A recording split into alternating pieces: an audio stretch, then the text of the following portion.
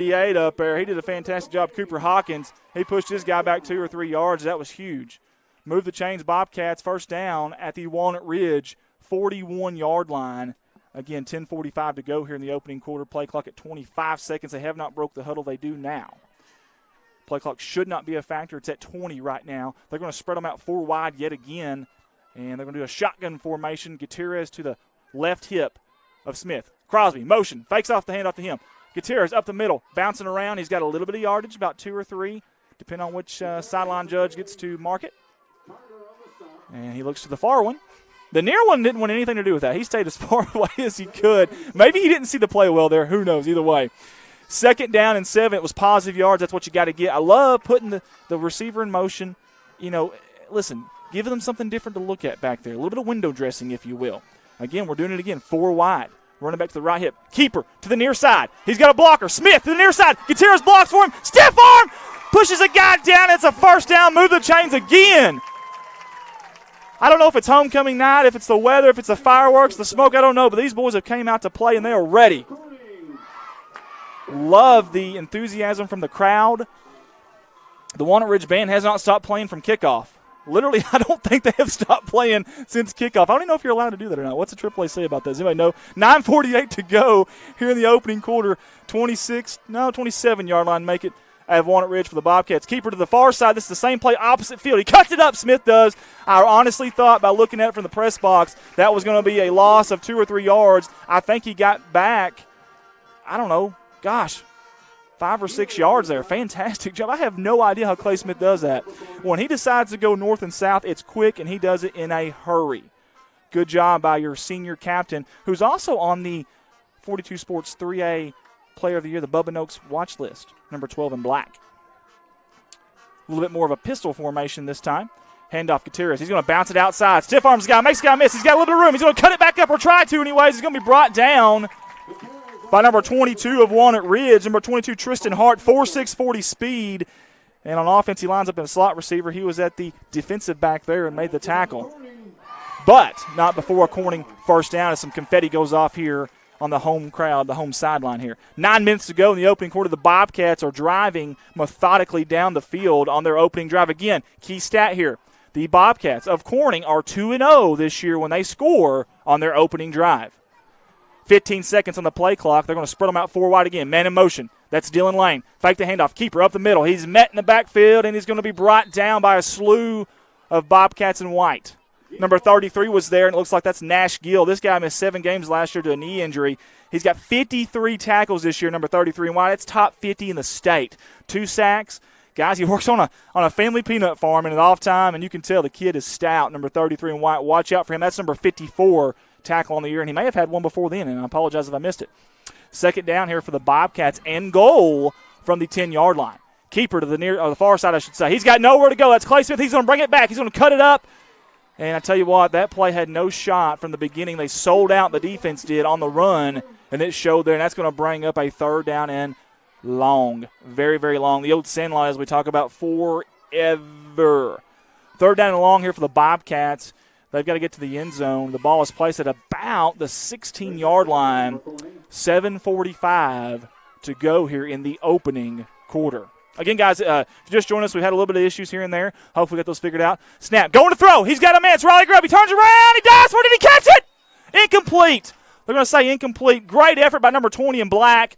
Not sure if he ran the wrong route or if the ball was thrown to the inside when it should have been thrown to the outside. Good job turning around, keeping your feeding, and then having a shot, an opportunity at catching that. This is an interesting thing here. We talked about Colin Wilson. He kicked a 46-yard field goal this week in practice. Do you throw him out here and try this? It looks like they are not going to do that, I don't believe, as Clayton Crosby comes in. It's 4th down and long. You'd imagine you're going to the air here, and if you're Walnut Ridge, you know that. They may even pin their ears back here on the defensive front. It'll be very interesting to see what happens here. They are going to throw. There is a whistle. I did not see a flag, though. False start on the offense, and, man, that's tough right there. That is really, really tough right there. And this changes a little bit, obviously, what you do. Not saying that you don't go for it, obviously, here, but you go from having maybe a quick slant pass and catch and then maybe a move or two and getting you in to now that ain't going to work. Is not going to work at the 21-yard line. This would be a 48-yard field goal if they tried it again. Colin Wilson made a 46 today or this week in practice. But, boy, you'd hate to try that. Now, if he misses it, it's essentially a punt. From my understanding of the rules in Arkansas. Low snap. Smith handles it. He's looking to pass. He's going deep. He's got a man. It's Crosby. Good coverage by the Walnut Ridge defender who picks it off. That actually worked out pretty good for us. If he'd have batted that down, they would have gained about another 20 yards. Number 21 of the Walnut Ridge Bobcats. That's that guy again, Cole Manning. Folks, he is he's unbelievable. He's on the Bubba Noakes watch list. He's picked off 3 interceptions this year, make it 4 now. He's 4th in the state in total touchdowns. He's got 15 total touchdowns this year on offense. You're about to see him here in just a second. 142 yards a game rushing for this guy. Man, what else can be? He's probably one of the best pitchers in the state of 3A. Oh, by the way, 4.6 40 speed, 860 rushing yards right now. Again, that's 12th in the state. Man, 8 yards a carry, 12 TDs this year. That's tough. And the quarterback's going to be Andrew Brewer, the senior, 5'9", 165. He's a gamer too. Watch out for him. A lot of pressure. They're going deep. Almost got sacked there. Going deep. He's got a man, but it's going to be broken up by number 45, the sophomore, Parker Davis. Good job there by the sophomore. He was right there step for step with number 41, Mary Thomas. I apologize if Mr. Thomas's parents are watching. I have no idea how to pronounce that. So I butchered that name, and I do apologize for that one. 6'3", 170. That's a tall kid. Hey, throw it up there, give him an opportunity to go up and get that thing, and that's exactly what Andrew Brewer did. It just didn't work. Better defense and offense there. And they had a lot of pressure from the backside there. I like coming from the backside when you got a right-hand quarterback. Let's see what they choose to do here. Man in motion. That's Manning. They're going to toss it out to him. He's in the end zone. He's going to cut up, and he makes the guy miss. Makes another guy miss. He's going to bounce to the outside of stiff arm, and, man, he's still on his feet. Goodness gracious. Again, this kid is going to be tough to tackle in open field, and that's one of our keys to the game. I don't believe he got the first down there. It's going to bring up a 3rd down. And it looks like 3, and the referee on the far side is wanting a dead ball here. He's wanting to talk about something or maybe respot it. I don't know what's going on. Is there a kid down? There's actually a kid down on the far side. I cannot tell who that is right now. Don't even want to speculate at this point. And let's get our cameras. Good job, guys. That's a veteran camera crew by our folks there, getting the cameras off of it there, respecting the situation. Again, cannot tell who that is for the parents at home that are watching that can't be here. But now we've got Coach Gunnar Cook and Coach Trevor Poe all the way over to the opposite sideline. Obviously, there's a tackle made down there as Cole Manning was trying to fight for more and more and more yards. Guys, while we have an opportunity to mention this, White Barn Creations in Corning, Arkansas. Owner Christy D would love to have you drop by and check out their plethora of different items such as homemade bath bombs, candles, shampoos for dogs, laundry detergent, all-purpose cleaner, lingerie, farmhouse decor. What else do you want? Babies' gifts and beautiful, beautiful custom paintings on canvas and wood and much, much more. There's even a flea market on the other side of her building that Chrissy rents out, and you just never know what you might find in that flea market. 1203 West Main Street, Corning, Arkansas. Or check them out on Facebook. Again, Facebook, my dad has, I call him Old Man River. If he can have it, I promise you, you can too. As the Bobcat now gets up, it's a defender. It looks, I really can't tell. I don't even want to speculate just yet.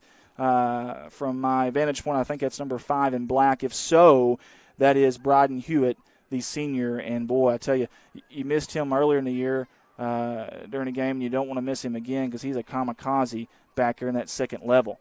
You really need that kid, and I can't tell what he's nursing there, but Coach Poe, Coach Treadway, and Coach Gunnar Cook are walking him off. He is walking on his own power, I will say that. He's holding his abdominal area there. Again, have no idea what it could be, won't even try to speculate. That's not fair nor just of me. But what I do know is that's a big blow to the Bobcats. Again, Gary Comstock is, he's definitely not healthy tonight. Dakota Amaker is not even healthy tonight. Comstock is out there somehow. I have no idea how. 3rd down and short here for Walnut Ridge. Keeper, Brewer, up the far side, the right side. I think he's got enough behind that big offensive line of Walnut Ridge for a first down. 6:55 to go. We're deadlocked at 0 here at Bobcat Stadium on homecoming. Now, the good thing about this is last week we had a lot of size that we were dealing with if you're a Bobcat fan. There were 19 or 20 Hoxie kids over 200 pounds. Now, Walnut Ridge is big on that front line, their starters are, but we match up pretty good size-wise with these guys. Now, they do have 2 huge playmakers we talked about earlier, Brewer and Cole Manning. But listen, they've got a lot more playmakers than that too. They don't get talked about a lot. They got 5 or 6 guys that run 4.6 40 or better, and they can play some football. There's the pass over the middle. He's going to be wide open. He catches it over the shoulder. Gary Comstock somehow makes the tackle there, a touchdown-saving tackle. And I'm going to try to get a number for the Walnut Ridge fans. Number 82, Mason Andrews, a sophomore, 6'2", 205, plays linebacker on defense. And, my goodness, he snuck out of there. And either we misread it. We thought it was going to be a run. They faked us out there, or someone missed an assignment there. There's no way that kid gets that open. And that was huge, man. That was a huge, huge play there. That turns the field position. Even if they don't score here, it definitely flips the field position as the Walnut Ridge Bobcats, a team in white, is in the 49-yard line of the Corning Bobcats. Quick pass, far side, caught. He makes the guy miss, and boy, he is fast. That's number 7, Isaiah Mabry. 4.6 40 speed. Their coach says he has great, great hands. A senior, he's 6 foot 185, and as soon as he caught that ball, he was gone. First step quickness. There's something to be said about that. Everyone likes to time these 40s and talk about these 40 times. How fast can you get? How many steps does it take you to get to full speed? That kid right there, it didn't take many.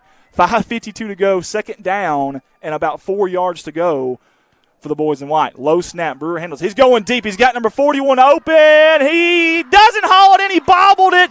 That's number 41, Marie Thomas. I'm sorry, again, Mr. and Mrs. Thomas or grandparents that I'm butchering that name. I'm just going to start calling him Thomas from now on. He did a good job of getting separation. Just couldn't quite haul that pass in. Good pass by Brewer there.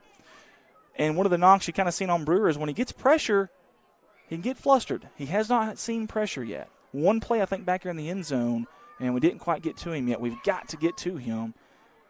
He's got to know that we're here tonight for sure.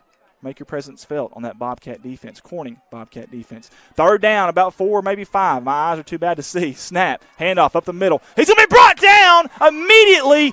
Good job there by number 7, Landon Berry. That's a sophomore, folks. Good job out there in the backfield. Awesome, awesome job. He came in from the near side and made that tackle on the far side. That's aggressive right there. I like that. Folks, this is a big play here. We talked about the Corning Bobcats 3rd and 4th down over there. Here's a big play right here. If you're the Bobcat defense, you've got to find a way to get off the field on 4th downs. Watch out, again, for that man, Cole Manning. Number 2 can definitely run it too. 21 and wide is Cole Manning, and he's going to be taking the snap directly. Wildcat formation is going to be brought down by Gary Comstock and Riley Grubb, and the Bobcats stood up and stopped them there. Turnover on downs. I tell you what, anything you can do, they can do better. They just matched them there. 2 turnovers down in a row for both Bobcats, and now the momentum shifts. It swings back to the home Bobcats here in black and gold. Yes, that is true. Sorry, we had someone coming here in the booth asking me something there. We've had a lot of stuff going on here. I apologize. It's homecoming, so much going on, and we got people coming to the booth. I'm actually by myself tonight. We didn't have enough folks to have a color commentary tonight. I do apologize. But, again, we're going to make do with the best that we possibly can. 4 wide formation again. You've seen this all night from the Bobcats. 1st and 10, good field position. Handoff, Gutierrez. Get the deuce loose. He's gone. Far side. They finally bring him down. But not before a 1st down. Good job by Bryson Thomas, the senior over there, of running him down. We talked about getting that number 2, getting the deuce loose, and so far he's done a fantastic job as the confetti flies, and the voice of the Bobcats gets the crowd into it with a 1st down. 4:50 to go here in the opening quarter. Deadlock 0-0 on our new scoreboard. Great job by Ricky Betts and Colton Luddyman for getting that thing figured out and worked up. Awesome job, guys.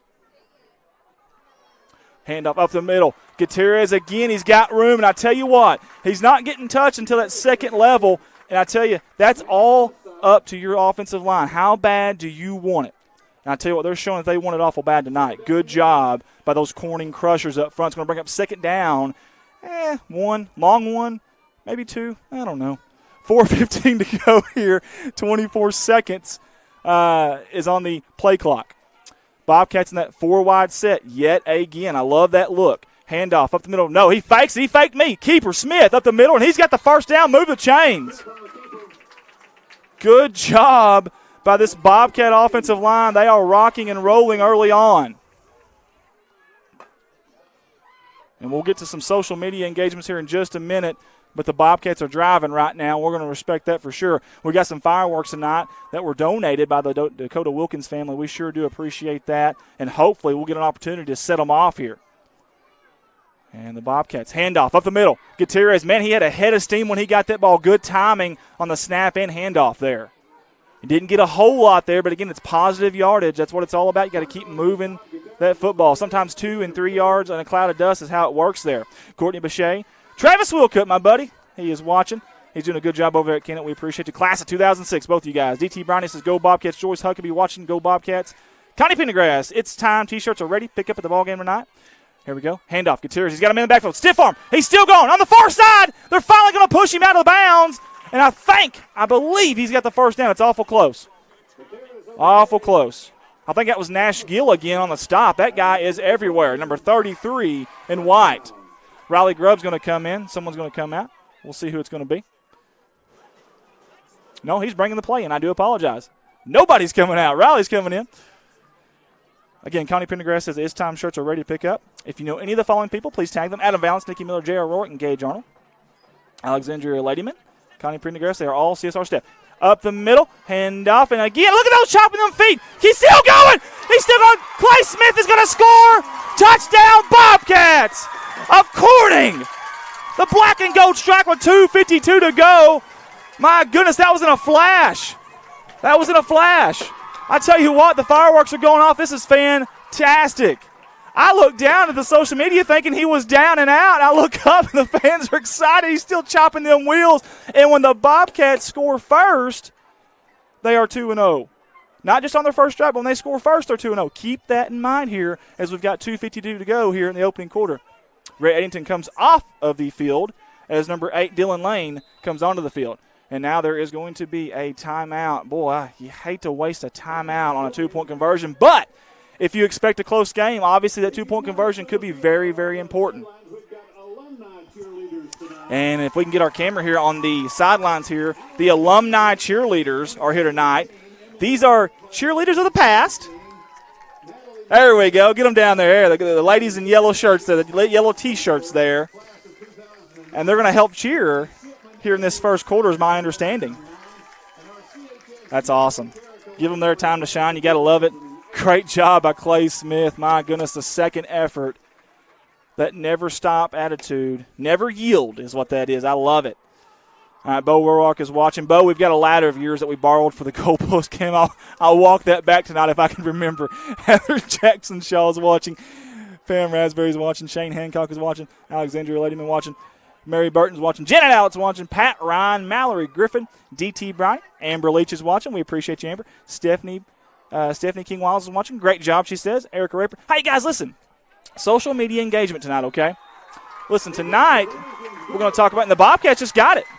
I could not see, again, we're in a bad spot here. The Bobcats just ran it in for 2, tacked 2 more on the board for the Bobcats in black and gold as the fireworks are shooting off now. Love it. On the end zone near the field house there. Again, social media engagement tonight is going to be, what is your superstition? What is your superstition? How did it come about? I want to know. I mentioned mine earlier. Again, every morning I put my right shoe on first to get the morning started off on the right foot. Sounds crazy. Sounds weird. Maybe it is. I don't know. It works for me. It hasn't today, though. Like I said, I ripped the back of my pants right now. I got 2 big X's that Colton Layden helped me put on. That's right. Yeah, it was a little awkward there for a minute, but we got it done. Got it figured out. I'm back and going. Full strength. Awesome start for the Bobcats. 8-0 of Corning. 2:52 to go here in the opening quarter at Bobcat Stadium. Again, it's homecoming night as Rocky Flores sets his tee. He's actually going to move it over just a little bit there. I love the kickers. They have superstitions too. A lot of them like to pop the ball a little bit, knock the air out of it. Some of them like to put their hand up and check the wind. I mean, everyone's got superstitions. I want to hear y'all's. Come on. Throw them out there, guys, if you can. Belinda Guthrie says, great job, Bobcats. Cindy Smith says, yeah. Kickoff onside kick. They got an opportunity at it. Does Corning got it? I think they do. There's no signal yet from the referees. Clayton Crosby thinks we have it. And there was a hard lick down there, by the way. And I don't know who came up with that. For the Bobcats of Corning got it. The boys in black and gold have got the momentum. And they've got it grasped with 2 hands right now. Could not tell who got that football. Number 45 was down there. Number 25 was down there. And even number 79, Dylan Wheeler, was down there. 2 sophomores, Red Eddington and Parker Davis. Good job by Rocky Flores. We talked about that onside kick last week, how hard that is, the beautiful thing in all of sports. And he did a great job again again of onside kicking that. That is fantastic. First down and 10 for Corning at the Walnut Ridge 49-yard line. 2:52 to go here. Handoff up the middle. Gutierrez, he's got room. And he's going to be brought down by big old number 30 there. That's going to be Blaine Wade. He's got 27 tackles. Last year, he's their outside linebacker, junior, 6 foot 210. Tell you what, he squats 405, and he only knows one gear. That's full speed. That's full speed, and you can see it right there. However, the Bobcats did get positive yardage there of Corning. I got to figure that out, of Corning, okay? Let's start saying Corning instead of Bobcats. We got 2 Bobcats tonight. 4 wide, second down and 8. Handoff up the middle, Gutierrez. He's got a pull and guard. He's still going. That was Colin Wilson. Good job out there, Colin Wilson. And Gutierrez dove up a little further there, got north and south really quick, and when he did that, it's going to be really close to the first down. We'll see where they spot it. Just short. It's going to be 3rd down and 1. He needs a yard to gain here, and there's about 2:10 to go, 25 seconds on the play clock. Love this. Again, the Bobcats of Corning only averaging 19 points a game this year, but, man, they started off hot here. This 4-wide formation has kind of flustered Walnut Ridge. Crosby in motion. They faked the handoff again. Handoff to Gutierrez up the middle. Did he get enough? It's going to be awful close, and I mean really close. The far sideline judge is now backing up. What is he doing? It doesn't matter to the near judge is the one that's going to be spotting it. This is going to be really close, maybe even chain measurement close. Still no signal. They're going to say 4th down. Nope. Okay. The referee over the ball pointed back that way like it was a first down, but I think he was moving someone out of the way. They are going to get a official chain measurement here, and we'll see if we can get one of our cameras up there as close as we can on that football to see this chain measurement here. Again, 1:34 to go here in the opening quarter at Bobcat Stadium. The referee's kind of in our way there. We can't really see it, but we're trying to get a view there. All 3 of them now are in the way. The white hat's directing the other one to go to the other side. There we go. We're trying to get to. I can't even see it from the booth. And they're going to say it's just an inch. I tell you what I like here. I like the quarterback sneak option here. We've seen it before from the Corning. We'll see if we see it again. Obviously, they're more than likely going to go for it. I can't imagine them punting here. Especially in 3A football, you rarely do you see somebody punt in the opponent's territory. 4th down and maybe inches. I mean, just a hair. They're going to break the huddle. They're going to hustle up to the line. Wishbone right behind the quarterback, Clay Smith. Have not got the signal to start play. Now they do. Quarterback sneak up the middle, and I think he's got it. He's definitely got it. Move the chains for the Corning Bobcats. 1:29 and going as the clock should stop there for the first down. Again, the voice of the Bobcats getting the Corning fans going. And what are they doing now? We have an injury again. I do apologize. I thought, what in the world are these officials doing? We've got an injury on the Walnut Ridge side. And, man, the coaches are coming out quick, so I hope everything's okay here. That's the last thing. Good job by the camera crew there. Get off the injury there. That's very respectful. It's a very seasoned veteran camera crew that's only been here for like 2 months. Yeah, as Ricky Betts shows me his muscles there. He likes it. But we're really hoping whoever this kid is on the ground here is going to be okay. Dead silence here at Bobcat Stadium, and respectfully so.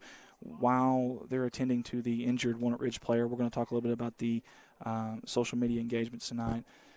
Jay Malone says, no superstitions for me. Hey, everyone's different, man. Hey, I just it's me. It's weird. If Corning goes in the locker room losing or winning, it affects what I do. It affects how I do things. I'm really weird even when I'm watching stuff on TV. Let's see who else we got here. Madison White is watching.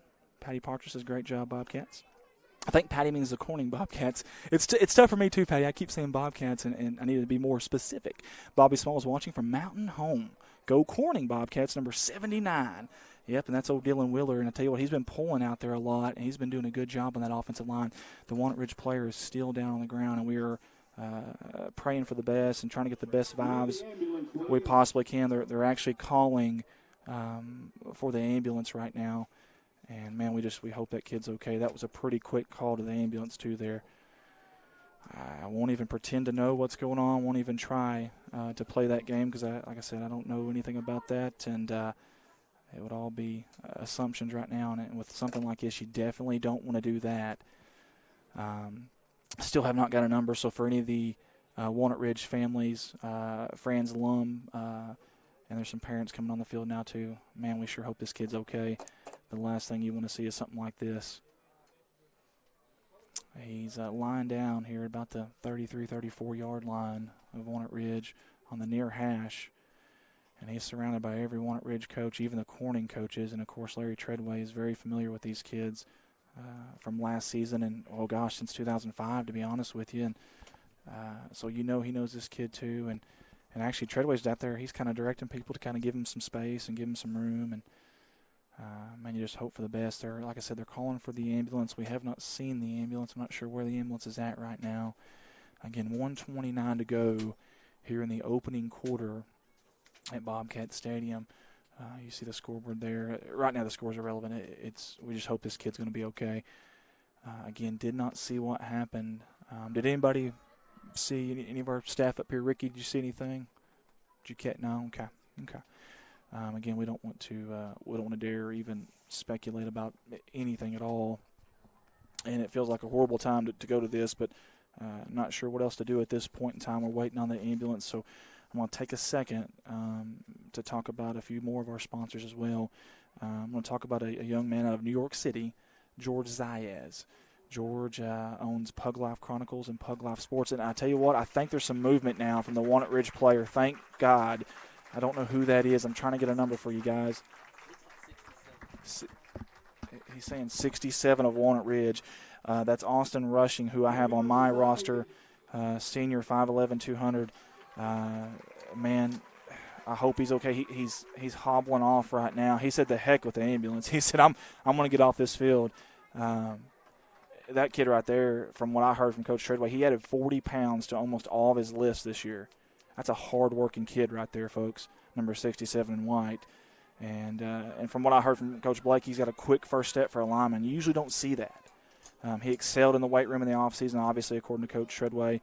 But you usually don't see that quick first step for a lineman. That's a very athletic kid there who goes 5'11", 200. He's a senior, and you hate to see him hobbling off the field, especially his senior year. So all the prayers we could possibly have, all the good vibes are sent out to that family, and, of course, Austin Rushing. So, again, didn't see what happened. It looks like it's his left leg or ankle maybe. I honestly don't know. And, again, I shouldn't even speculate, but he's almost off the field now. They've stopped him, actually. He's been hobbling, trying to get off. He's got two guys carrying him, and they've actually stopped him. And I guess they're going to talk about, hey, we need to keep going or we need to get this ambulance out here. And, again, we hope the best there. And if any Walnut Ridge parents have any updates later tonight or tomorrow, we'd love to hear them, and I truly mean that. Again, Pug Life Chronicles is a streaming company out of New York City. George Zayas owns that. They cover boxing, football, baseball, charity events up there in the big city of New York, and they're very, very good to us, and George has always helped us out, and we sure do appreciate it. There's 1:29 to kind of get you back into the swing of things here. There's 1:29 to go in the opening quarter. The play clock should be set to 25 here as we had a stoppage of play there as the Walnut Ridge player, Mr. Rushing, is on the opposite sideline being attended to. They got him on the ground there, and we're just wishing for the best there. So, again, thank you, Pug Life Chronicles out of New York City, George Zayas. We appreciate it. We're getting back to action. As tough as it may be, we've got to get back to action here. Keeper up the far near side. He had a head of steam there, did Clay Smith, and he got positive yardage on that play. Again, good job by our staff tonight. Desi Earls being here, Ricky Betts being here, Colton Ladyman being here, Carson Bowser down there somewhere on the ground. We've also got David White as well here tonight. Thank you guys for showing up and helping us make this production hopefully good for the people who are watching right now. We've got several of them from my account here, and I'll get to you guys here in just a second. 2nd down and 5 for Corning. Low snap. Somehow Smith handles it. He's got pressure. He stood in there and threw it. Gutierrez, he does not get him. Overthrows him there. Smith took a shot there from number 79. That's Sam Lewis. Started 9 games a year ago at guard, and he bench presses 280. He's a junior, 6'1", 240, and I think all 240 pounds of him just launched on number 12 in black. It's going to bring up 3rd down and a long way to go here, about a long 5, maybe 6 yards. Definitely manageable, especially in 2-down territory as Jake Gutierrez is finally getting back. Guys, what's the play? He went deep. He went for the end zone on that play, and he's just now getting back as Corning spreads them out 4 wide. Big 3rd down here. Keep the momentum. Handoff, Gutierrez, nothing fancy. Pulling guard, they're going to say that there was a dead ball. Either, what was it, false start? What's going on here? I have no idea.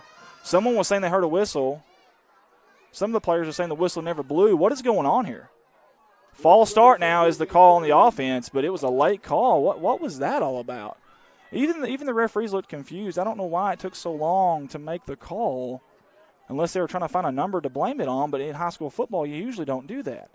3rd down and 10 either way is the yardage for the Corning Bobcats with 45 seconds to go. The clock just started on the game clock, 22 on the play clock.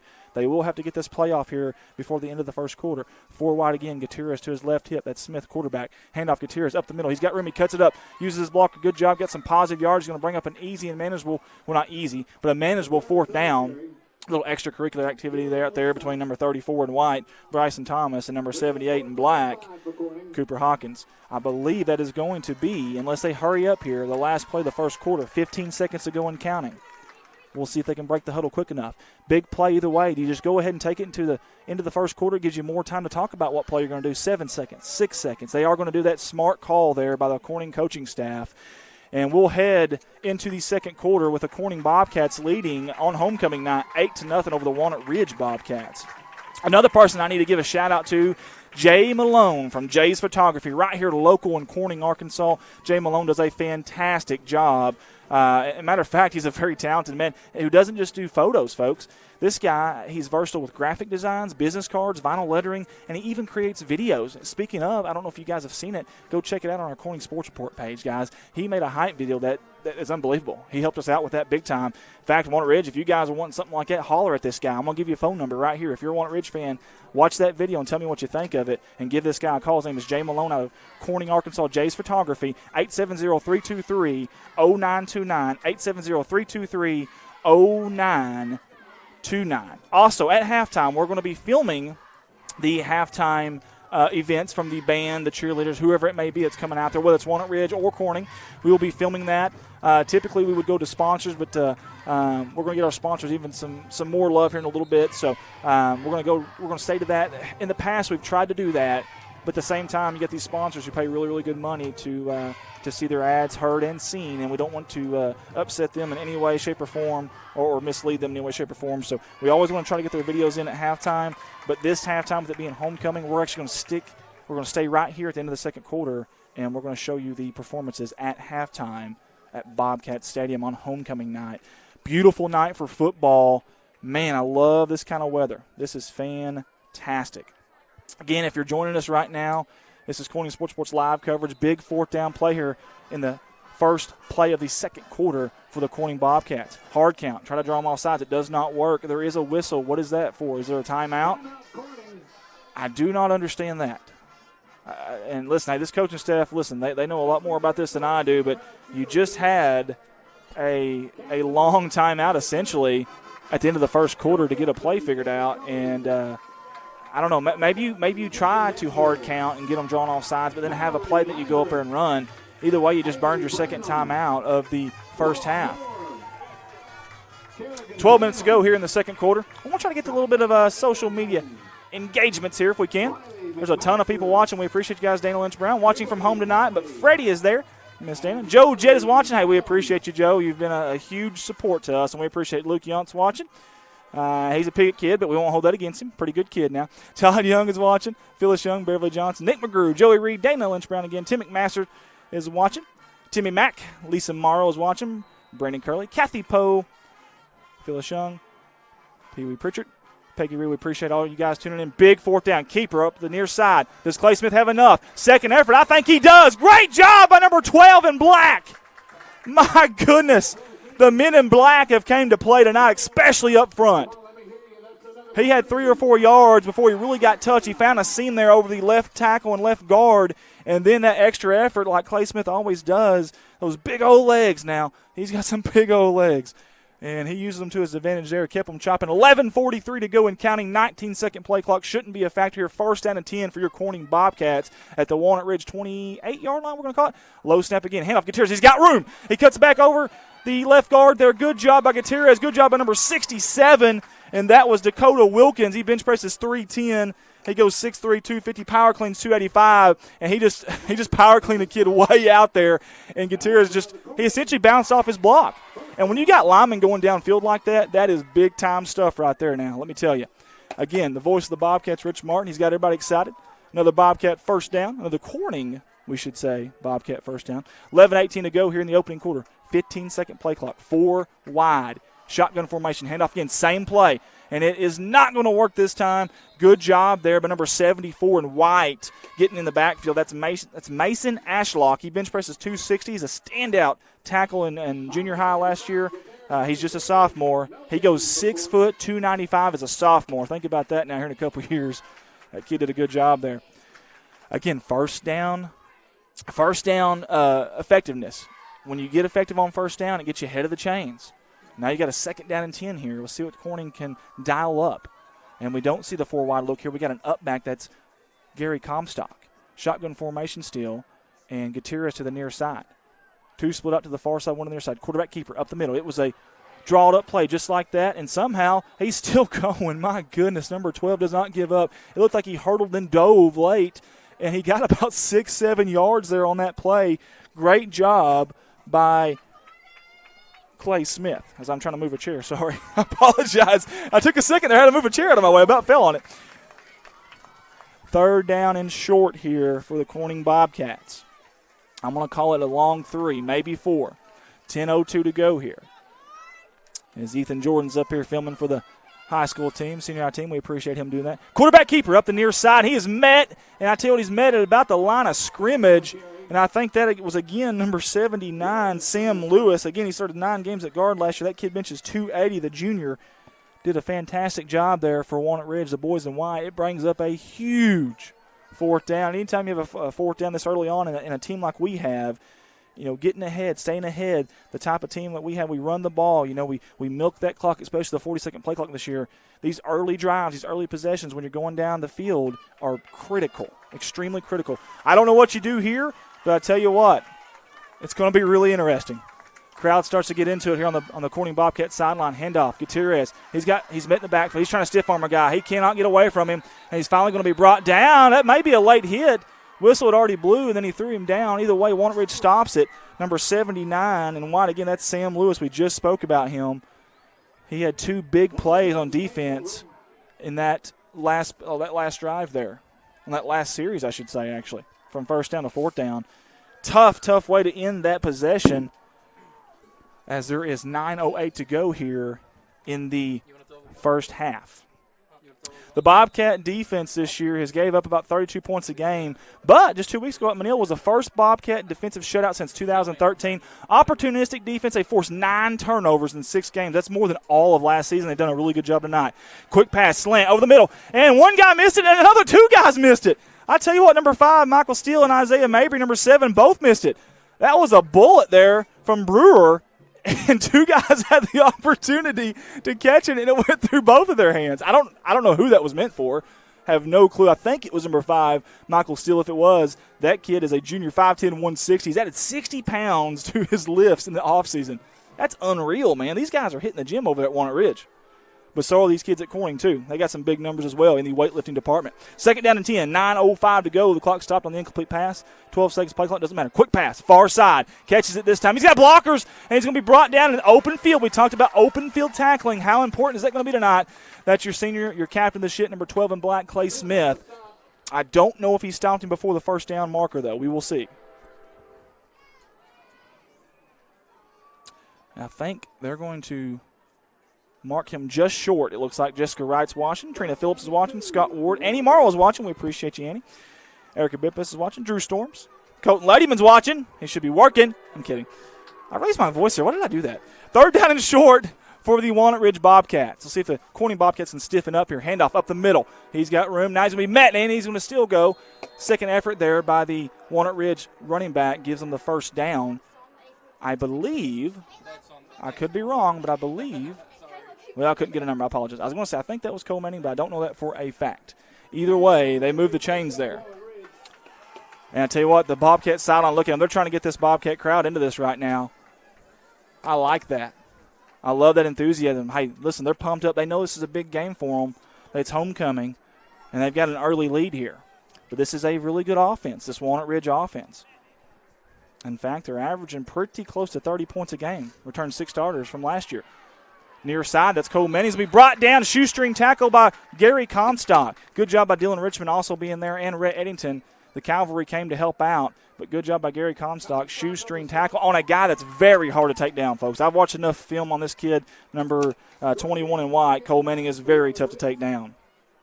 Again, the offense for Walnut Ridge, I tell you, they had over where's it at? I just lost. I'm sorry. Yeah, they had over 200 yards rushing as well here recently.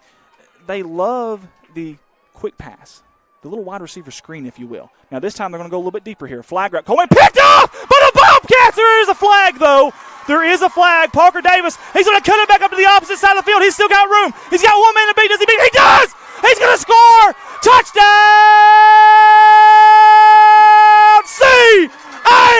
C-H-S! Put 6 on the board for the Bobcats of Corning. The black and gold strike with 7:12 to go in the second quarter, but there is laundry on the field on the far side. And we're going to see what it is. An eligible receiver down the field. It's going to stick for the Corning Bobcats. Big-time play. We talked about the defense forcing all the turnovers this year. They forced 9.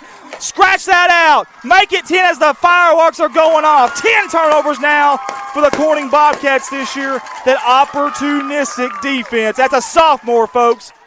It's one thing to be there in position. It's another thing to catch it. And then it's a third thing to get your tail across that field Barry Sanders style and find the end zone, and he did. It's going to make it 14 to Neal, Love, nothing, goose egg, whatever you want to call it, whatever sport you're looking at. 7:12 to go again in the second quarter. Bobcats will have a 2-point conversion coming up, I'm assuming. Again, we talked about Colin Wilson. He did kick a 46-yard field goal in practice this week. My goodness. They will not utilize him here. A little different formation, up back. That's a strong. They're going to go up the middle. Clay Smith, he's in! He is in! Tack on 2 more for the black and gold. And there's a flag late, and I hope that's not some kind of unsportsmanlike penalty. You cannot have that. This game is still extremely early. We can't be out there, no matter which team it is, talking that kind of trash. This game is so far from over. I hope that isn't the case. We're about to get a call from the white hat. Unsportsmanlike conduct on Walnut Ridge. I was going to say, if that's on our boys, Coach Treadway is coming out of his shoes going after people there. Count the 2-point conversion to 16-0 as the smoke is going off out here from the fireworks. There's no wind tonight, so it's just sitting there. It is just sitting there. And I'm going to try to get to some social media engagement here. And Britt James, hot dog. Hot dog, I don't know if you caught us earlier. We talked about the game in 1970, I believe, when you ran down a young man named Mac McLean, the fastest player in the entire district that year. Somehow you pushed him at the 2-yard line. You guys went on to win that and a share of the conference title with the Walnut Ridge Bobcats. The Walnut Ridge guys come over here and told us that Walnut Ridge said that Corning has only beat Walnut Ridge one time ever. Well, we've got 2 of them right here that I know of. So that is false. I don't know why they told us that. I have no clue either way. Hey, maybe this rivalry is starting to come back a little bit. I kind of like it. This game is still very, very early, though, guys. Second quarter here, 7:12 to go. That's an eternity for an offense like Walnut Ridge has over there. Again, Jeff Blake played football, the coach at Walnut Ridge at Arkansas State University. And I tell you what, this team has battled some pretty tough games this year, too. And actually last week at Piggott, I tell you, it was one of those bend but don't break type of games. Now, they find themselves down early here. We'll see how they respond. Corning has the look of an onside kick, and this time Walnut Ridge is going to be ready. They've got nearly the entire team over there except for 3 guys. Well, no, 2 guys now. They've got 9 players over there. Let's see what happens. Doesn't matter. We're going to kick the onside kick anyways. And the Bobcats, are they going to get it? It's on the ground. It's off. Who has the football? It's going to be tough. It's going to be tough to see. You're going to dig down the ball in the pile if you're the referee. It was off a player down there. Seeing the Bobcats of Corning have it again. 2 consecutive onside kicks back to back for the black and gold. I think I know. I have a funny suspicion of who might be our CSR player of the week next week. The kicker for the black and gold right now as the football, beach ball, is being kicked around everywhere on the home bleachers. 7:12 to go. And, folks, we've had no shortage of fireworks, literally and figuratively, if you're a Corning Bobcat fan. Wow. They will take over at the Walnut Ridge. I'm thinking 34, but I'm old and I can't see. And I'm up high. First down and 10 either way for the Corning Bobcats. Play clock not an option here. Handoff, Gutierrez to the near side. He's got blockers. He stumbled. Is he okay? That did not look good. He popped right back up. Okay. My goodness, I thought maybe he twisted an ankle there. I was a little worried. There's a hole out there, referee. If you could just kind of, I think he tripped over that 20-yard line.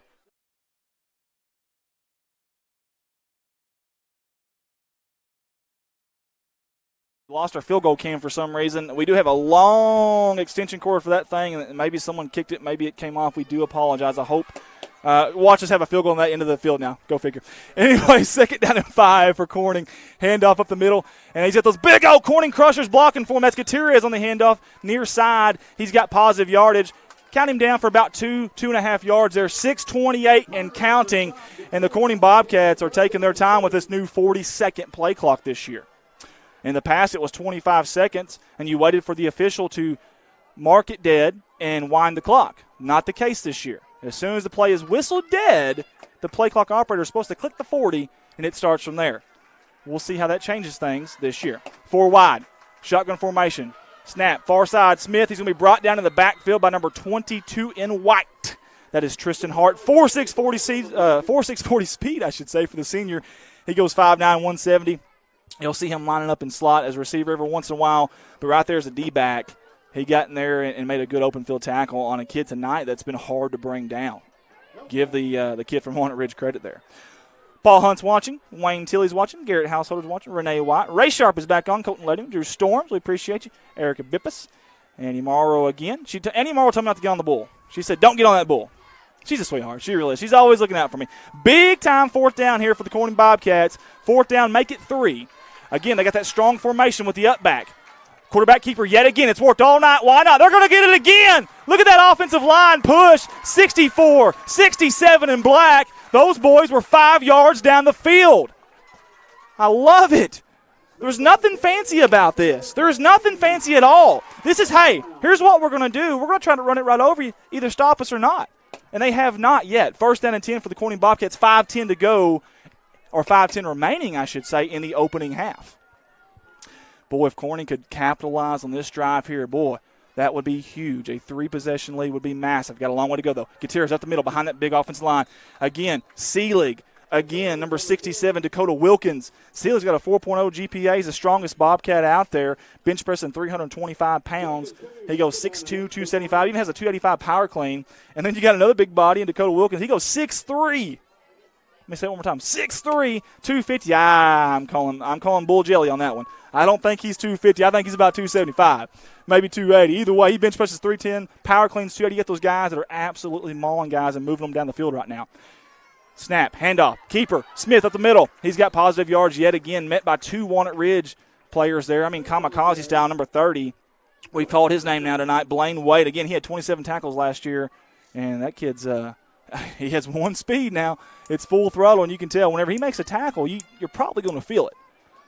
3rd down and 4 for the Corning Bobcats on a beautiful night here in God's country. Corning, Arkansas, flatland, farmland. I love it. 3:57 and going, 20-second play clock.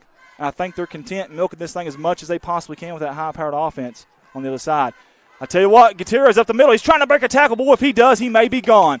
They sold out the Walnut Ridge defense there. They sold out and brought the kitchen sink there. They blitzed on the opposite side. Thankfully, we didn't go that way. If you're a Corning Bobcat fan, Comstock comes on the field. Crosby comes off as we've got a 4th down, I believe. I was about to say, why is the yard marker not moving? Is that not close enough for a chain measurement? Boy, that sure looks awful close to a 1st down to me. We've got our camera right there. Look at that, folks. Why are we not getting a chain measurement? I'd be asking for one if I'm coach. 4th down, keeper up the middle. This time it's Clay Smith again, and behind those big Corning crushers, he's got a 1st down. It didn't matter. They didn't let the referees handle that one. They took it into their own hands there. Move the chains, Mr. Ronnie Jones, the Silver Fox, Gage Arnold, Mr. Carter, and Scott Dodd over there. We appreciate you. 3:07 and counting, guys. We appreciate you tuning in with us here at the Corning Sports Report's live coverage of Corning Bobcat football on homecoming night. Britt James is watching from Fayetteville. Hope Browning is watching. Brian Emmons is watching. Darren Patrick Miller Jr. is watching. Myrna Stacy is watching as the Bobcats have 1st down and goal here. Brenda Arnold, we appreciate you. Jason Smith as well. He's also watching. Keeper up the middle. He's got a little bit of room. Sidestep. He's hopping around. He's moving. Is he in? He is! Touchdown! C-Town! Put 6 on the board for the Bobcats of Corning, and the black and gold strike yet again in the 1st half. And there goes the fireworks. Loving it on homecoming night. Listen to that crowd. 22-0 for the 20-point underdog Corning Bobcats. Wow. 2-point conversion. They got trouble here. I tell you what, there's a slew of white back there. I tell you what, if he got out of that and scored, I'm leaving. I'm just leaving. I'm walking out. Number 12 kept the ball. He comes to the near side, and there's about 5 white jerseys corralling him there. Good job by Walnut Ridge stopping that play. But, again, the damage has been done. And not only that, folks, but listen to this. The clock is now down to 2:43. They didn't just score. They scored efficiently by milking that clock a little bit. Listen, guys, Harvest Festival at Wynn Park in Corning, Arkansas is right around the corner. Saturday, October 26th, starting at 9 a.m. Kick it off with a 5K run. I'm not doing that. Antique Machinery, Kids Area. Let me say it one more time, Kids Area. One more time, Kids Area. There's going to be a Kids Area. Tons of food options, live entertainment, arts and crafts, commercial exhibits, antique cars, and more. Contact Rhonda Solis. 870-926-1188. Harvest Festival, Wynn Park, Corning, Arkansas, Saturday, October 26, 9 a.m. Rhonda Solis, if you need any information, 870-926-1188. I mean, guys, do they do another onside kick here? I don't know if I agree with it here because it would give them good field position with just a little bit of time, but they're going to do it anyways. Why not? And I tell you what, it's still bouncing around, and it's still bouncing around. The Bobcats of Corning got it again. Are you kidding me? Wow! I have never seen 3 onside kicks work in my entire life. I just saw all 3 of them work consecutively for the Bobcats. That is unbelievable. If you told me, I wouldn't have believed it. Would not have believed it.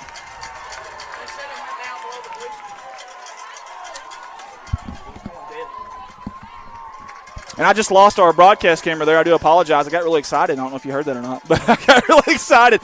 However, there was a flag on the field. Keep in mind on the onside kick, the ball has to go 10 yards before the kicking team can touch the football. So that may all be for naught here. We're going to find out. Thank you. Miss George tried to catch our broadcaster camera there, but she was unsuccessful. You got to dive out for that one. Lay out for that one next time. I'm kidding. Thank you. We appreciate it. Again, laundry on the field here at Bobcat Stadium. We're not sure if it was touched illegally before the play or if there was some extracurricular activity. To be honest with you, we had a camera flying out of the press box, so I have no idea what happened. You just kept waiting for someone to pick that football up, and it kept bouncing and bouncing. You're like, somebody's got to pick that thing up eventually. And the fans are really getting into it now on the Corning side as Coach Treadway now is talking to one of the officials here. We got 3 officials huddled up here, and now maybe the white hat is going to give us some kind of clarification. We need something here. I'm going to take my headset off here just for a second. Corning football, they're going to give it to them. They're saying they did not touch it before the 10-yard marker. Now, here's the thing, too. You can touch it before then if Walnut Ridge touches it first. Maybe that happened. Either way, it's Corning Bobcat football with about 2:43 to go. The best way to beat a good offense, just keep the ball out of their hands. Sounds simple, right? Just keep the ball out of their hands. Well, that's what the Bobcats have done of Corning tonight. Great job. Going back to the social media engagement here, what are they saying here? Walnut Ridge is getting back there like they're going to receive a kickoff return. What do we have here? So there was a flag afterwards. Looks like a either unsportsmanlike or personal foul. They're going to mark it off 15 yards. There was 3 flags. Yeah, everyone threw a flag, so obviously everyone saw it but me. And they're going to mark off another one. I tell you, this game is getting really, really chippy down there, and these officials have got to start getting in there a little bit earlier and breaking these kids up after the play. When that play is done and they're down on the bottom of that pile, a game like this can get out of hand really, really quick. Again, 22-0 Corning here on homecoming night, 2:43 to go. Brenda Arnold says, hey, Andy, great job. Thank you. I appreciate that. Do appreciate that. And I did that because, again, superstitious. I put my right shoe on first this morning. That's why this is all happening, folks. Remember that. Again, that's our social media engagement for tonight. What is your superstition? I need to know. Tell me. I need to know. Put it in our comments there if you don't mind. Garrett Householder is watching from Raleigh, North Carolina. Smith up the middle, and I tell you, this game is – if you didn't think this game was already physical, it's about to get really, really physical. As Carson Bowser is the MVP of the night, somehow he went down and retrieved our broadcaster camera so we can put it back on my ugly face here. And so thank you, Carson Bowser, for that. It's a little dirty. We've got some worms on it, but that's going to be okay. That's good eating. Good eating. Second down and 11, maybe 12 for the Corning Bobcats. 2:11 to go here. Play clock's at 15 seconds. They're not in any hurry. Low snap. Smith going deep. He's got Bo Young. Touchdown! Oh, he dropped it. He dropped it late. Oh, my goodness. And we were told if Bo scores a touchdown tonight, we got to say boo baby. Boo baby for a touchdown. I'm not sure who gives us that note. Either way, we got to say boo baby for a touchdown. We almost had it there. He was so close. And good pass by Clay Smith. Good route by Bo Young. Tough when you got those boys in white back here running at you full speed. Growl down there with the Bobcat flag. Him and Calvin Burkhart keeping this crowd into it. Third down and long right now for the Corning Bobcats. 2:02 to go. That did stop the clock on the incomplete pass. They're going to spread them out 4 wide here on third and long. Gutierrez to the left hip of Smith. There's a snap. Looking for a screen pass. They don't have it. Smith's in trouble. He's going to be brought down right around the backfield. And there goes that man again, number 33, guys. This guy is, I'm telling you, he's up there with the guys in tackle. That's at least number 55 or 56 as far as tackles on the year. Again, he missed 7 games last year. That's Nash Gill, the senior. He's top 50 in state in tackles, and you can see why. Listen to the crowd. We don't have our game mic out there anymore, but, man, this crowd is going crazy here at Bobcat Stadium. We love to see that. They're into it. Fantastic weather. 1:52 to go here. We've got a timeout. Wow, we've got a timeout. We are going to mention Growing Corning Together. We're going to be hosting a movie night in the park at Wynn Park tomorrow night. That movie is going to be Hocus Pocus. And they're also going to host one next Friday, October 26th at Wynn Park. Again, Growing Corning Together, hosting a movie night in the park at Wynn Park. Tomorrow night it's going to be Hocus Pocus, and then I believe Beetlejuice is coming next Friday, October 26th. Bring some blankies, because it's going to be cold. Not blankets, blankies. And bring you, I don't know, maybe a lawn chair, bring you a cooler, I don't know. Bring whatever you want, really, and enjoy it out there. We're hoping to have a lot of kids out there as well, so keep that in mind as you're bringing stuff. And we're going to have some vendors, too, is my understanding, and we're also going to be cooking. You don't want me being the grill guy, so hopefully that doesn't happen, but I think I might be getting stuck with that. So tell me how my burgers are, by the way. I like mine well done. Well done. I don't know about you guys. All right, Bobcats got a big fourth down here. Fourth down and forever. Well, not really forever. Screen pass, they're looking for it. Do they have it? Picked off by the Walnut Ridge Bobcats. He's got one man to beat, and Gutierrez behind him. Gutierrez brings him down. That's number 14 in white, Jace Turner, the athlete. He's a wide receiver, and listen to this, a defensive lineman. He is their top third down target, and on fourth down on defense, it looked like he was the intended target. I mean, that ball was thrown right there to him. I don't think Clay Smith's seen him. I really don't. That is a huge, huge momentum shifter because there's still time here. There's a minute 43 to go here in this opening half, and Walnut Ridge does have timeouts. Keep that in mind. This offense, guys, they can go boom in a hurry like these fireworks out here, like a bottle rocket. Let's see what this Bobcat defense of Corning can do. They're looking to pass. Brewer, left side. Now he's looking to his right side. Double pumps. He's got a man open the middle, and hits complete. Big target over the middle. Nothing fancy there, just kind of a little post route by number 82, Mason Andrews. Have not called his name tonight. That's a sophomore, just a sophomore.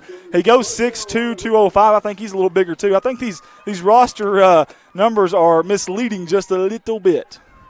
First down for Walnut Ridge. 1:35, they choose and elect not to call their timeout here. They are driving here in Corning territory at about the 23-24 yard line.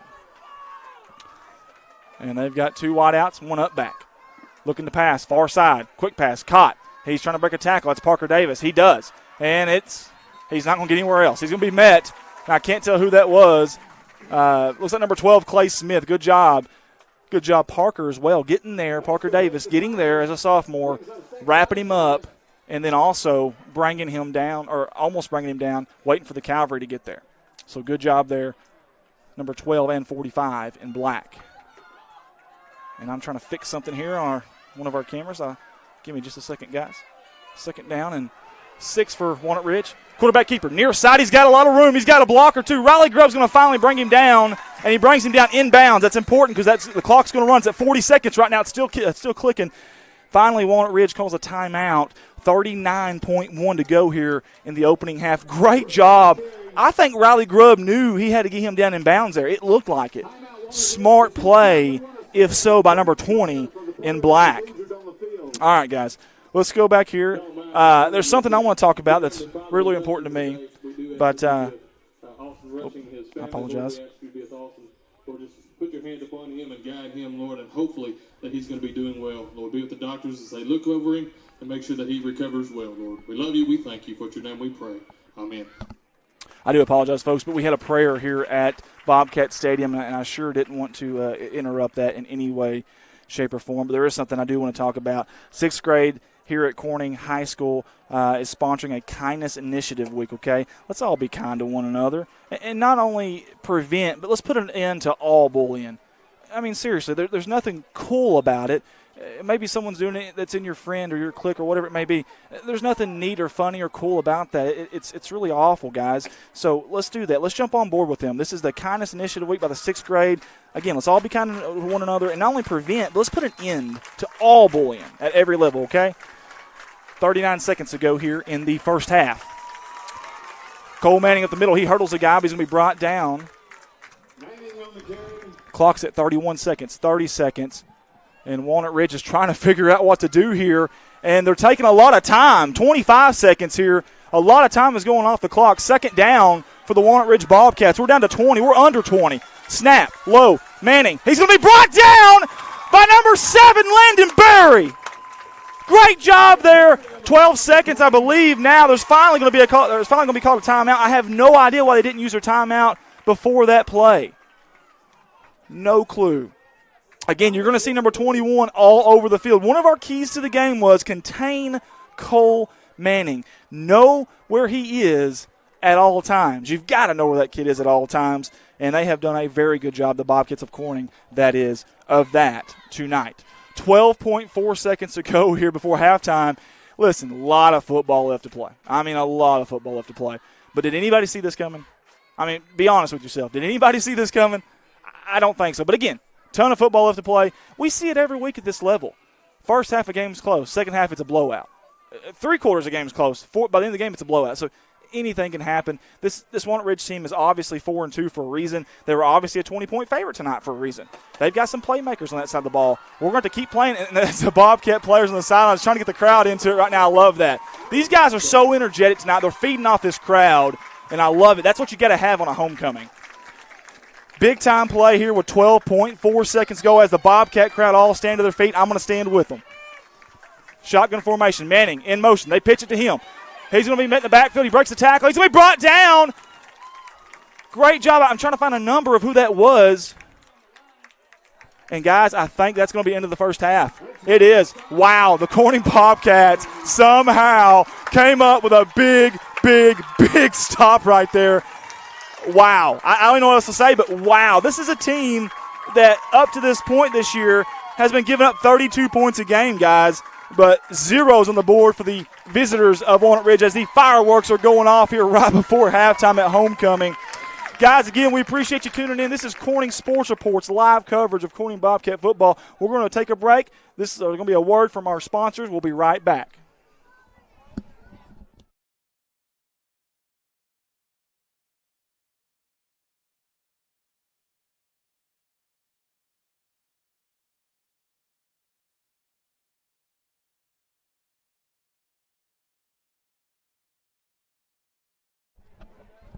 Hey, I apologize, guys. We're actually going to show the halftime performances by the cheerleaders and by both bands. So I do apologize. Halftime performances by the cheerleaders and both bands. We'll try to get you some audio, too. I will not be on the audio, though. I'm going to take a break, and I will be back with you before the opening of the second half, guys. Again, Corning Sports Reports live coverage of Corning Bobcat football.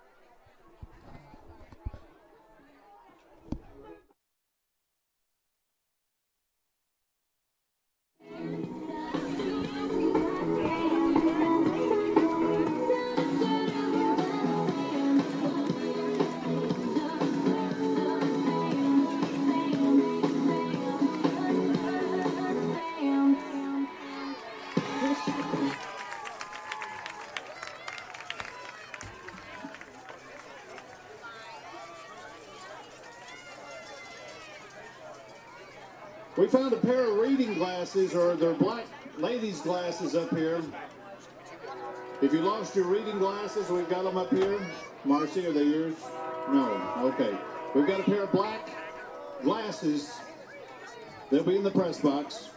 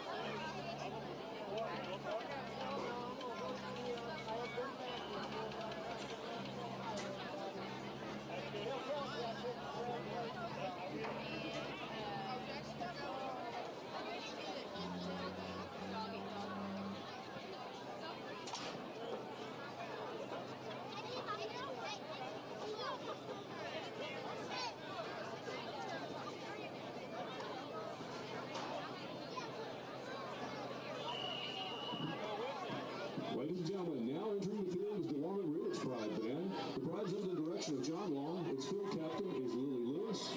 Its field commander is Kaylee Blazer. We hope you enjoy our show. It's called Colors. Drum major Kaylee Blazer, is your band ready?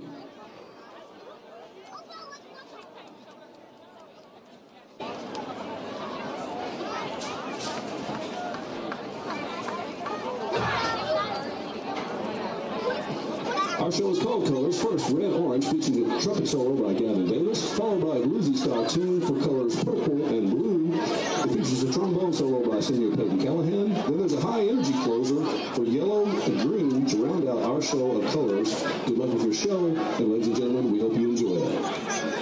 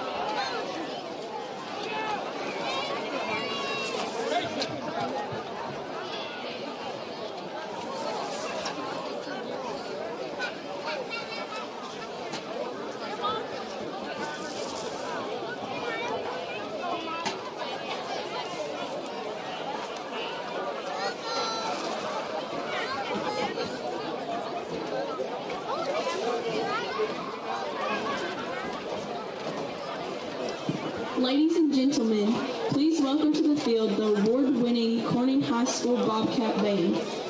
We open tonight's Panic at the Disco show with the epic tune Emperor's New Clothes. We continue with I Write Sins Not Tragedies featuring trombone soloist and brass captain Ethan Russell. We will then close the show with the smash hit High Hopes. The band is under the direction of David Hall and is commanded on the field by drum major Mary Jane Turner.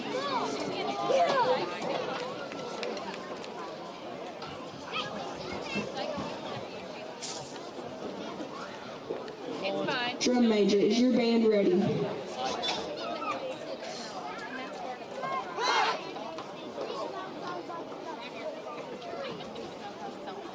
You may take the field in exhibition.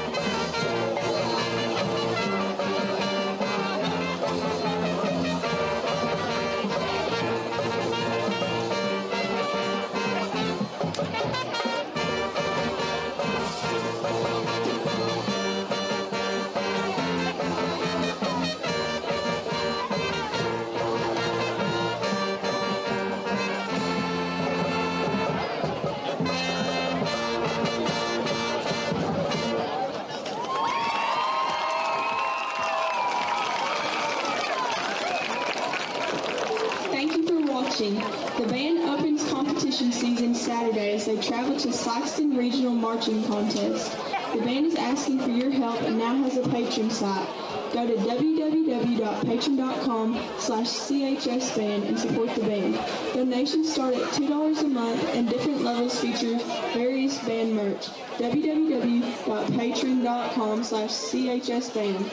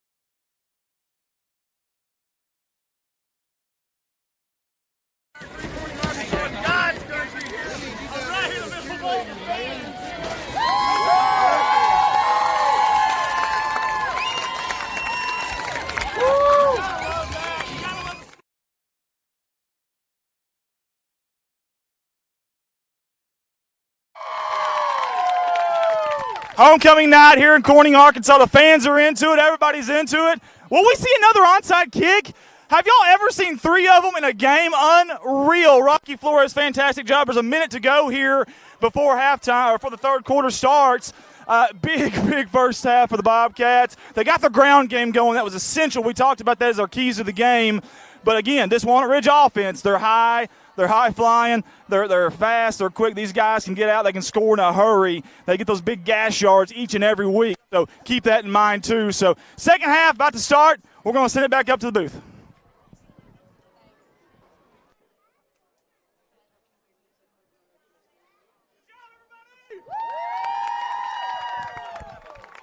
Good job, y'all.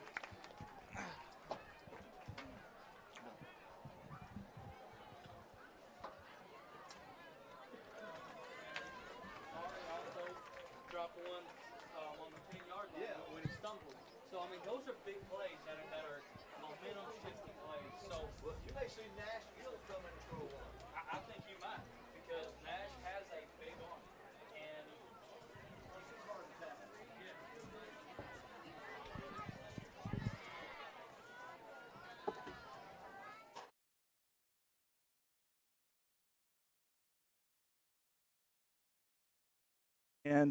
And I am back live up in the press box. It took me a little longer to get up here because I'm getting old and I'm out of shape and very lazy. Thank you, Ricky Betts, for being the camera guy there for us. Onside kick yet again. I think Walnut Ridge finally got one, their first one of the night. Big number 79. That's going to be Sam Lewis. We mentioned him all night. Started 9 games last year at guard. He bench presses 280. The junior, he goes 6'1". 240, and he went up there and grabbed that ball. That's a good-looking kid right there from Walnut Ridge now. And we have a little bit of score updates, not many. Pocahontas 14, Rivercrest 0. Listen to that one more time. Pocahontas 14, Rivercrest 0 in the second quarter. Harrisburg 7, Osceola 27, second quarter. Newport 32, Manila 0. That game is close to halftime. As we start our second half here at Bobcat Stadium, Corning leading 22-0. 3 stacked to the near side for Walnut Ridge. Low snap. He gets it. Brewer, that is. He's looking to run. Amberker's going to run it down. He's going to bring it down for a sack in the backfield. A huge loss on the opening play of the third quarter, and momentum the momentum went into the locker room with the Bobcats of Corning. It followed them, and then it came right back out with them. Wow. I'm trying to get a camera situated here. I apologize, guys. And my voice is about gone, and we got a long way to go, guys. Got a long way to go, and I've got voice problems. Second down, and are y'all ready for it? Sandlot forever. Long way to go, but again, Walnut Ridge, high-powered offense, guys.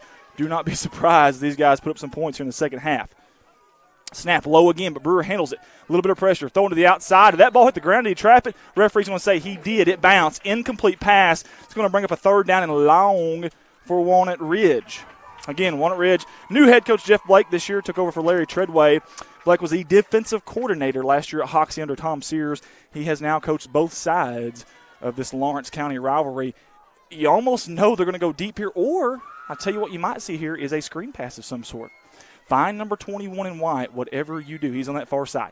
Manned up by Bo Young. He's going out and up. He's got him. Bo Young's right on him, and it didn't matter. Cole Manning just went up and grabbed the football. It's irrelevant. There is a flag, though, back at about the line of scrimmage.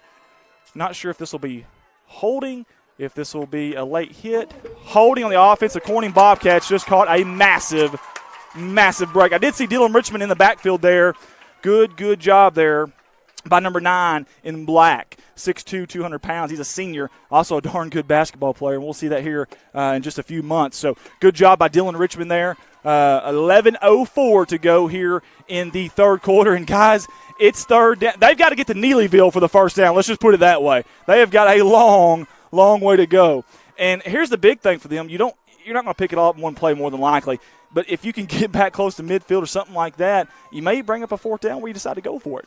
If not, you can't imagine them going for it. There's no protection for Brewer back there. Quick pass. Comstock's trying to get out there. Parker Davis brings him back in. Comstock missed the tackle. Another missed tackle. They're going to bring him down, though. A slew of Bobcats there. I see number 67, big boy Dakota Wilkins in there. Clay Smith. Good job, Riley Grubb. They did bring him down. Fantastic job. 10:45 now on the clock.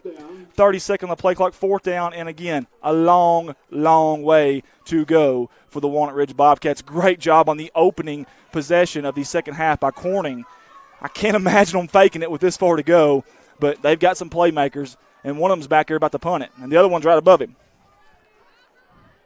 10:25 to go here, third quarter. Pretty good punt, end over end, far side. It's going to take a bounce, not much of a bounce, so that was really unique and awkward. You thought that ball was going to shoot out in favor of Walnut Ridge, and some nights you just catch the bounces. Some nights the ball bounces your way, and tonight it's bouncing Corning's way a lot. Wow.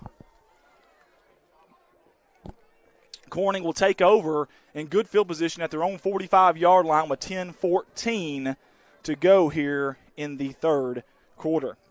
Again, this Bobcat offense came into the game. They were only averaging 19 points a game. Guess what?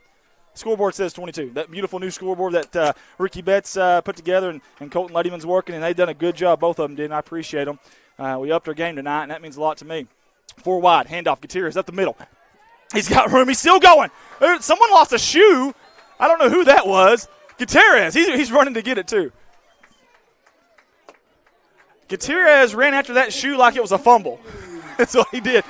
Big-time yardage there. Good job by number 72 in black. That is Colin Wilson there on the center there on the play. I mean, he blocked his guy down the field about, 8-9 yards there on that play there.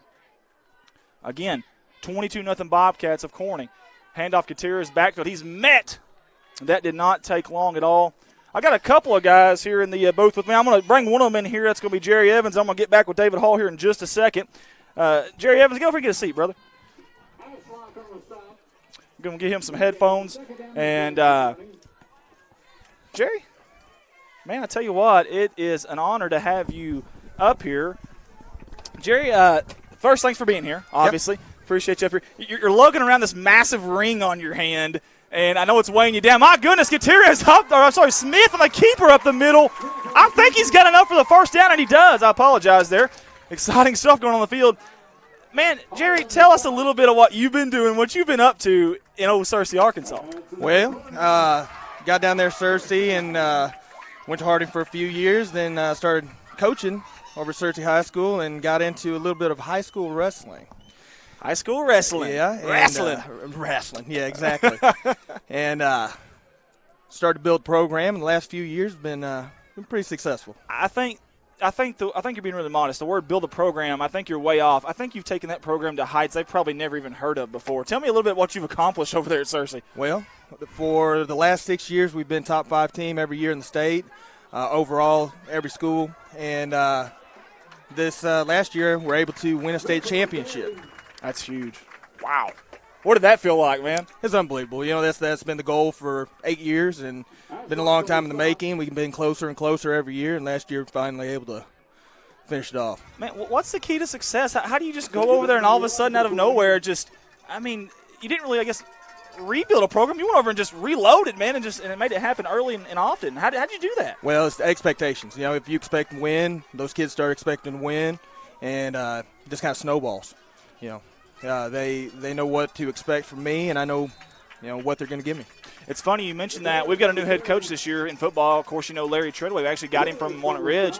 It's funny you mentioned expectations because him and I talked about that in preseason, about expectations, about expecting more, not just on the field, but also off the field. I assume that's what you preach as well. Absolutely. They know you got your grades. You're going to do right in the school. You're going to do right in the community. And that transfers over to the mat. That's awesome, man. That is fantastic. Where did your love for wrestling? Now you grew up in Corning, am I not mistaken? That's absolutely right. Class of 99. Class of 99. Well, give a shout out to those guys. That's awesome, man. Where did your love of wrestling come from? Well, I had a mentor coach at Searcy that was the head wrestling coach. Said, "Hey, come on in here and volunteer for a year. We'll get you on staff." And I volunteered that first year. Just fell in love with it. Just fell in love with the sport and everything about it, and bought into becoming a head wrestling coach. And 2 years later, he turns the team over to me and started rolling. Hey, I don't know what the situation here is at Corning, but could you come down here and start wrestling down here? My goodness, that is fantastic, man. I can't tell you how proud I am of you. You have 8 years, correct? 8 years. In 8 years, you have done something that is something they can't take away from you. Right. You'll live with you for the rest of your life. If we can get a shot, Colton, look at this. Look at this thing, man. We get a shot of this ring over here. My gosh. He came in and he was slumping down on that side. And I couldn't figure. I thought his shoulder was hurt a little bit. It wasn't his shoulder. He has a state championship ring that weighs 15 pounds. So that's awesome stuff. As the Bobcats of Corning have a 3rd down and 4 with about 6:53 to go here, and they are driving in Walnut Ridge territory. So whenever you got to Searcy, what was it like? Was it kind of like Coach Treadway had here, a big rebuilding process, or did you have some talent already? What was it like when you first entered there? When we first got there, we never had a state champion, and my second year as head coach, we had 2 state champions, and we've had a state champion every single year since then until last year. When we won our state championship, we had no individual state champion. Wow. But we had 13 state placers. Isn't that crazy? Isn't it funny how that works? Isn't it? Yeah. The team and the individual part of it and how that is fantastic. I love to hear that. Again, Jerry Evans here, class of 99. That's right. If any of you Corning Bobcat class of 99 fans are out there, and I know, listen, Clint, his brother, was a fantastic ball player. I told a story about Clint. I was a sophomore, Clint was a senior, and he was my fullback. 4th down, by the way, big-time play here for the Bobcats. We'll watch this play here. 4th down and about 2. Again, 6:01 to go. Smith, keeper. He's got room. Touchdown! C-H-S! Put 6 on the board for the Bobcats of Corning. The black and gold strike with 5:54 in the 3rd quarter. Jerry and David, we're going to get you guys up here more often. Man, you guys come up here and fireworks are going off. My goodness. Can you come back every week, guys? That's awesome. What's needed, right? That's awesome. And I don't even know where I was going. I had a question to ask, and now I'm so far off in left field. But Clint Evans. That's right. So my sophomore year, as the Bobcats are going for 2 here, sophomore year, he's my fullback. We're calling the 48 sweep, and all you guys remember that Clay Smith dancing. He's going to be brought back, unsuccessful 2-point conversion, but the Bobcats have the lead. my first time going in, they call 48 sweep. Clint, after the play, he grabs me by the face and said, Earls, listen to me. Earls. He said, follow me, and I'll take you to the promised land. That's it. And I thought, okay, that sounds pretty simple. Okay, I'll just do that. Easy enough. And right? I'll be darned, 40, 45-yard play on my very first time running the ball. And I'll never forget, as I'm coming back to the huddle, there's old Clint like, yeah, I told you. Follow me, brother. He was a good fullback. And did you play some football? Oh, yeah, absolutely. I was all conference here at Corning as well. That's awesome. Now, who all was on your team in 99? I'm trying to think of the players then. I don't know if we got any of them listening right now or not, but who all did you have in 99? We had, Craig Hopkins was on that team, Matt Davis. Yeah. Adam Wheeler. Yes. Justin Bippus. Paul Lademan. Okay. We had a great crew. Aaron Lowe was on that team. Yes, yeah. Aaron's way off somewhere. Where's he? He's moved off. He was on our live stream earlier. I don't know where he's at Aaron's now. down in Jonesboro. Is it Jonesboro? For some reason, he was somewhere the other day, and we were like, my goodness, he's watching from that far away. Have you ever seen this many onside kick recoveries in one game? Only by PA. Oh, Pulaski Academy. There, Kevin Kelly and that machine over there, they kick them every time they score, and it looks like there might be another one coming in. There is. And it's going to be 5-hole. Did the Bobcats get it? No, the Bobcats of Walnut Ridge did. It went 5-hole, and number 79 there underneath his legs there. Let me ask you this. Searcy, obviously, big-time place. Is there a lot of wrestling in smaller schools, classification schools? Is there a 2A and a 3A? There is. There's three classifications in the state now. It's a 6A, a 5A, which Searcy's part of. Yeah. And then there's 4A. 4A encompasses everything from some smaller 5A schools all the way down to 2A schools. Okay, gotcha. So you're competing with some – if you're a small school like us, you're competing with some of those bigger 4A. You would be. Gotcha. Yeah. Do you think wrestling could be a successful sport at a place like Corning? Absolutely. There's, Mountain View has a decent program. Berryville, Glen Rose. Glen Rose, the Beavers, yeah. Glen Rose had, I believe, 4 state champions last year. Wow. Dylan Richmond almost with a sack. Clay Smith's going to try to intercept the pass. He almost had it, too. Playing center field there. He's mad at himself. He almost had it. That's a good point because Glen Rose, I sold some cars over in Benton, Arkansas. I wasn't too far from Glen Rose, right. So I knew about the size of them. They are a 3A school. Exactly. And I just think that's so neat that, that's a sport I'm going to just tell you the truth. I don't know enough about, but I respect it. I know it's a technician type of sport. I know there's a lot that goes to it. And I imagine a sport like that, coaching is even more magnified because of all the technical parts of it. Kind of like golf, I guess you could say. Right. It's it starts simple. Just teach the basics and don't try to get fancy. I like it. We talked to Coach Don Campbell. As Andrew Brewer, has a lot of room, cuts upfield. He's got a first down. He's dangerous at that quarterback position. We talked to Coach Campbell, Don Campbell, about that, and he said he always told his kids, he said, if you're thinking, then I'm in trouble. Right. He wanted simplicity. I think his playbook was about one sheet long. He might have had 4 or 5 Why you need more? Exactly. And they worked, so it's about execution. Jerry, I'm so darn proud of you. And I'm so thankful you came up here, and we got to get you up here more often, man. Hey. And I listen. Can I be like official stat person for you, so I can get one of those rings if y'all win again? I just want to put it on, man. Put it on, man. Just want to put it on. That feels nice. I like that. Walnut Ridge going deep, and is it complete? Oh my gosh! If that's complete, what a catch! And it was. Thank you, sir. Hey, listen, I appreciate you coming up again, man. Great job. Keep it up over there. We're proud of you, bud. Thank you very much. Thank you, sir. You have a good night, Mr. Jerry Evans. What a pass and catch by Walnut Ridge. Did anybody see what number caught that? Again, I was over talking to Mr. Jerry Evans, 21. Well, if that's the case, that is Mr. Cole Manning. There goes that man again as we have 5:16 to go here in the third quarter. As David Hall is going to join us also in the booth here. We're going to call this play here, though. It is a first down and goal for Walnut Ridge. Again, 5:06 now, 14-second play clock. Keeper to the far side. He's got room. Did he get enough for the touchdown? And they're going to say he did. Finally, the Walnut Ridge Bobcats get on the board. But it's taken nearly 2.5 quarters. Actually, it has over 2.5 quarters to do that.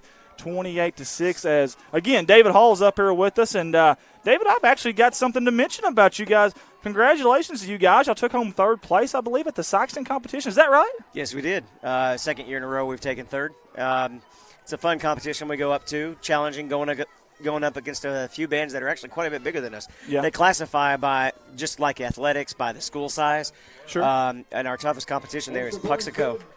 Puxico, wow. Yeah, that's they've interesting. got a The Indians. huge band. It's, really? And numbers are a factor in a band. Well, I could imagine with so. Walnut Ridge. Yeah. They got a few more numbers than us. They get a little bit bigger of a sound. Now, tell me what's coming up for you guys. Don't you guys have some stuff coming up this week? Is that right? We do. We got the weekend off, but Monday we'll be going to region competition. We play at 1:15 actually at Paragould High School. Oh, that's pretty close. And hey, if everybody heard that again, that's Monday. This Monday, correct? Monday at 1:15. Monday at 1:15 at Paragould High School. I assume that'll be out there on the field. I'm assuming it'll be out on that field. Okay. What happens if it rains Monday? We actually have a rain date scheduled for region the following Monday. Most of the other contests are private contests. This is actually the state-sanctioned regional contest. Oh, wow. So the format's a little bit different, and they'll move it off by a week. If it still gets rained out, the worst-case scenario is we go inside a gym and just play the music. Wow. Now, I imagine We've done that. We've had to do that once in my career. Now, I imagine that's a little bit different feel and sound, though, isn't it, when it's in a gym versus outside?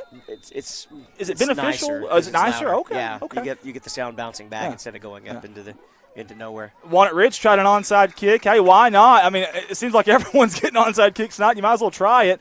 As Growl's up here in the crowd, he's doing a great job. The kids there. 5:01, the Corning Bobcats did recover. They'll take over at the 48-yard line, up 28-6 in the third quarter. David, you guys, I hear y'all practicing all the time. I live not too far down here on 4th Street, and I'm coming up, especially before games. You guys are out there practicing before the games, man. You guys practice a lot. You put a lot of time into this. It's what it takes.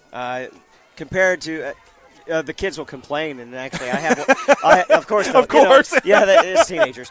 But our schedule is lighter than some of the bands. Paragould has put. They've been 3-time state champions, but I don't think our kids, especially when I'm sharing cheerleaders and football players and the like, I don't know if I could put in a 7-hour rehearsal. At Paragould, they don't really have to share, but we definitely it's a smaller school, so our talented kids like to do a lot of things, and both me and Coach Treadway and the cheerleading coach, Miss Erica, definitely all like to work together and let the kids who want to do multiple activities do them. It's a big time commitment for those kids, but the ones who can do it and handle the extra stress load, we try to make sure we work together so that they can do more than one activity. I think that is so key. Obviously we're here at a football game tonight, so Coach Larry Treadway is the new coach here. He talked about that being key as the Bobcats have a first down and 15 here after the penalty moved them back. Smith, keeper to the near side. He's got a little bit of room. He's got about 2 or 3 yards of that penalty back, maybe even 4. They even gave him about 4 yards. It's going to be second down and about 11, 4:35 to go. That's really interesting you mentioned that, though, because, again, Coach Treadway said, hey, I want you guys to come out and give us a shot. And then if it doesn't work, hey, I'm going to support you in other sports too. And I want you to play other sports. He's all for that. But I know there are some schools, and I won't name them on air, but there are some schools that's not the case. They want you playing one sport or nothing. Some of our predecessors, or some of our previous tenants have been a little bit tough on that. But I'm getting along great with Coach Treadway. I've enjoyed getting to chat with him. I'm over in the facility. I work out half the time. That's awesome. Over there with the football players. Gary Comstock was spotting me the other day. That's awesome. I was doing my bench. Were you maxing? I tried. I was doing regular pyramid, so I started with my lighter weights and went up. So I pushed 2 plates 4 times and then tried 255, but it wouldn't go up. But that's pretty. How much do you weigh? 170. That's pretty impressive right there, my man. That is pretty impressive. I'm not even going to try that right now. I'd tear something up, man. It's been one of those nights for me. I've tore the back of my pants. I already told you about that. So how long have you been now here at the CHS, or Corning High School band director? My first year was the year 9/11 at 2001. Wow. I actually remember we would practice on Tuesday nights back then. Yeah. And we went ahead and practiced, even with all of that going on. What was that like? Was that a different feel as Smith keeps it to the far side? I think he's got just a few yards back past the original line of scrimmage. Just going to bring up a 4th down and long. Really interesting choice here for Coach Treadway with 3:10 to go. It definitely had probably not even set in how serious it actually was. We didn't know what I was going to come after that at that point. Several parents were concerned. We're here. There was all kinds of rumors going around. Several parents thought that the whole country was being attacked, and we had a parent come up to the rehearsal, even and with a bunch of the rumors, and we all chatted for about a little while and actually got her calmed down. It was quite an event. I can't even imagine, especially after everything you've seen. Obviously, because it's all over TV at that time. I do remember being in, I think it was Miss Woolard's room, and high snap, Comstock, good job, high end over end kick. It doesn't have a whole lot of distance. It's going to take a bounce out of bounds finally, rolls out of bounds at the Walnut Ridge 37-yard line, I believe. Yeah, that was a crazy day for everybody, obviously, and obviously you guys still practices went on, and I just got to say this, though. You guys have done a really good job. Obviously, like you said, you're competing against schools like Paragould and things like that. They have a little more resources, maybe things of that nature. Speaking of resources, tell us a little bit about your Patreon page. Patreon.com/CHSBand. Simple. Little as $2 a month. You can help support us. Every little $2 adds up. There's posts on there telling you guys how we're doing. If you post to a certain point, you actually get the financial report and see what everything of the booster money gets spent on.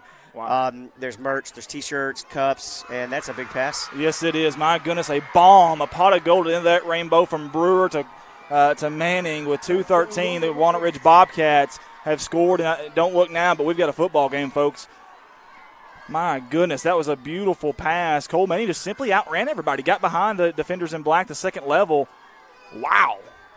2 scores. Our guys will have to wake up a little. Amen, exactly. Again, we talked about Walnut Ridge's offense being a high-powered offense. They can score in a hurry. And here comes the extra point. We have a field goal post camera, but it's on the opposite side, so we won't be able to see this one from that one. I apologize. I'm trying to figure out who that is. That's Andres Marin for the extra point, and it is up. It looks good, and it is good. So tack on a point for Walnut Ridge. 28-14. The time on the clock is 2:13 to go here in the third quarter. It'll be interesting to see if they kick an onside kick here as the Bobcat crowd of Corning starts to get into it. I like that, trying to support the kids. So, okay, again, Patreon. What was that page again? Patreon.com/CHSBand. Okay, very good, very, very good. You can go on there, and like you said, as little as $2 can donate and help out the cause here for the band. And obviously, equipment's not cheap. It can't be cheap. I can't imagine. Equipment's not cheap, and one of the main things that a lot of that money actually ends up going towards is helping make sure the kids have food when we travel, because most of our kids don't have a whole lot of money to even stop at a gas station and grab food when we're on the trips. Gotcha. So, and they won't ask for help. They're a little bit too proud. So we try to just kind of make sure what we started doing most recently. Oh, boy, that is dangerous. And that bounced off a Corning Bobcat return guy or up lineman there. Did Corning get it? Let's see what the official says. He has not made a signal yet. I thought I seen the football, though. If so, the Corning Bobcats are going to 64 came up with it, I think. Jared Seeley. Nope. Oh, no, they're saying Walnut Ridge. Wow, that was kind of out of nowhere. Either way, that's a tough break. We have seen 4 onside kick recoveries tonight. I have never seen anything like this. Now they're saying Corning's ball. And now, I'll tell you what, the Bobcat fans over here are happy. Listen to the Walnut Ridge fans if you can. My goodness, they're going to be very upset. Pretty sure I saw Jared get up with the ball. Jared Seelig, that's our senior and a 4.0 GPA, smart guy. He got up with it and handed it to the referee. First thing you do. 2:13 to go. The Bobcats of Corning will have it at midfield. Now, listen, tell me a little bit about Monday. You get the big event coming on, but who all is going to be there?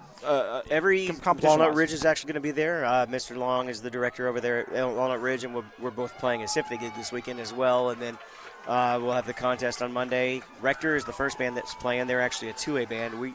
We're the first band to play in the 3A class, and it'll go all the way up to the 6A groups: Paragould, Greene County Tech. Yeah, big time play there. If you're a Walnut Ridge Bobcat fan, Corning actually fumbled the snap there, and Cole Manning, that guy is everywhere. Number 21 in white, he picks it up. 2:09 to go. You might as well say they got the onside kick right there. It's about where it would have been. So I'm actually going to send my kids a signal. I've got my wireless mic up here. I'm going to let them know what we're playing at quarter because I got 2 minutes before I got to get back down. There you go. Well, I tell you what, that's some high tech stuff right there. Guys, Bobcat Rag at quarter. I'm up in the press box. I will be right down. That is awesome. That was the call there from the band director, David Hall. David, hey, brother, thank you for coming up here. Anything else you want to say before you leave? It's great seeing the guys win again. It's like I know what kind of struggle they've been going through. It's for high school kids, both in band and football. They're performance events. Yes. Either way, the band has to get a higher percentage. We can't play 70% of the right notes, but at the same time, we don't have somebody coming to run us over, right? So you don't have to play the trombone while you're running for your life. Yeah. No.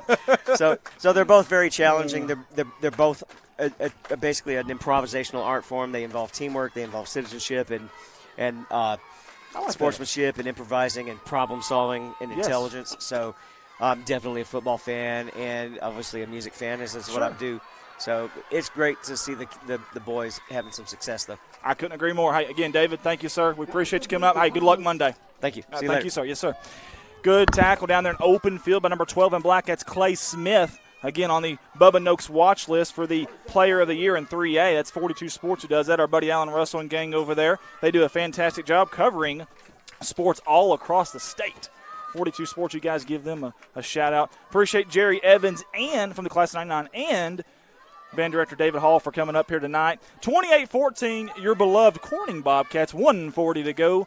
23-second play clock should not be a factor here. See a little bit of pink socks out there, some pink gloves and stuff. It is October. It is Breast Cancer Awareness Month. Amaker in the backfield. He can't quite make the tackle on Manning. Manning's finally brought down right around about a gain of 2 or 3 there. Good job by Riley Grubb, shoestring tackle. Again, October is Breast Cancer Awareness Month. Next week at Newport, Corning Bobcats Senior High will be playing at Newport. That's an away game. Us and Newport have gotten together. We're going to pink out the entire stadium. The entire stadium, guys. Pink out, away side, home side. We're going to have a donation box at the gate there. It's going to go to a good cause for cancer awareness. And it's second down here in about 8. Quick pass, far side, all kinds of room. That's Cole Manning. Watch out here. Dylan Richmond rides him out of bounds and right into another play on the sideline. Hope he's okay. Good job by Gage Arnold down there letting the sticks go. See, a lot of guys will hold on to that, the chain gang guys, they'll hold on to that, and you can break that thing, and you can also hurt a player. Good job. This ain't Gage's first rodeo. And 49 seconds to go. It's third down. Listen to the Corning Bobcat faithful. I love this, man. They're standing up. They're clapping. They're hollering. This is awesome. This is how it's supposed to be. Good job by Growl trying to get them up. Big third down here.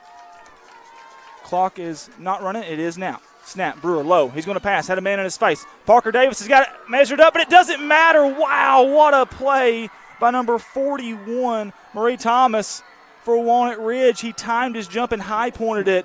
I thought Parker Davis was right under it and was going to pick that ball off. Give number 41 in white credit, and Brewer give him an opportunity. He threw it up high enough, and it stayed up there long enough to have an opportunity. It's going to be first down and goal. We'll see if they get a playoff here. It's 38 seconds to go here. 25 on the play clock.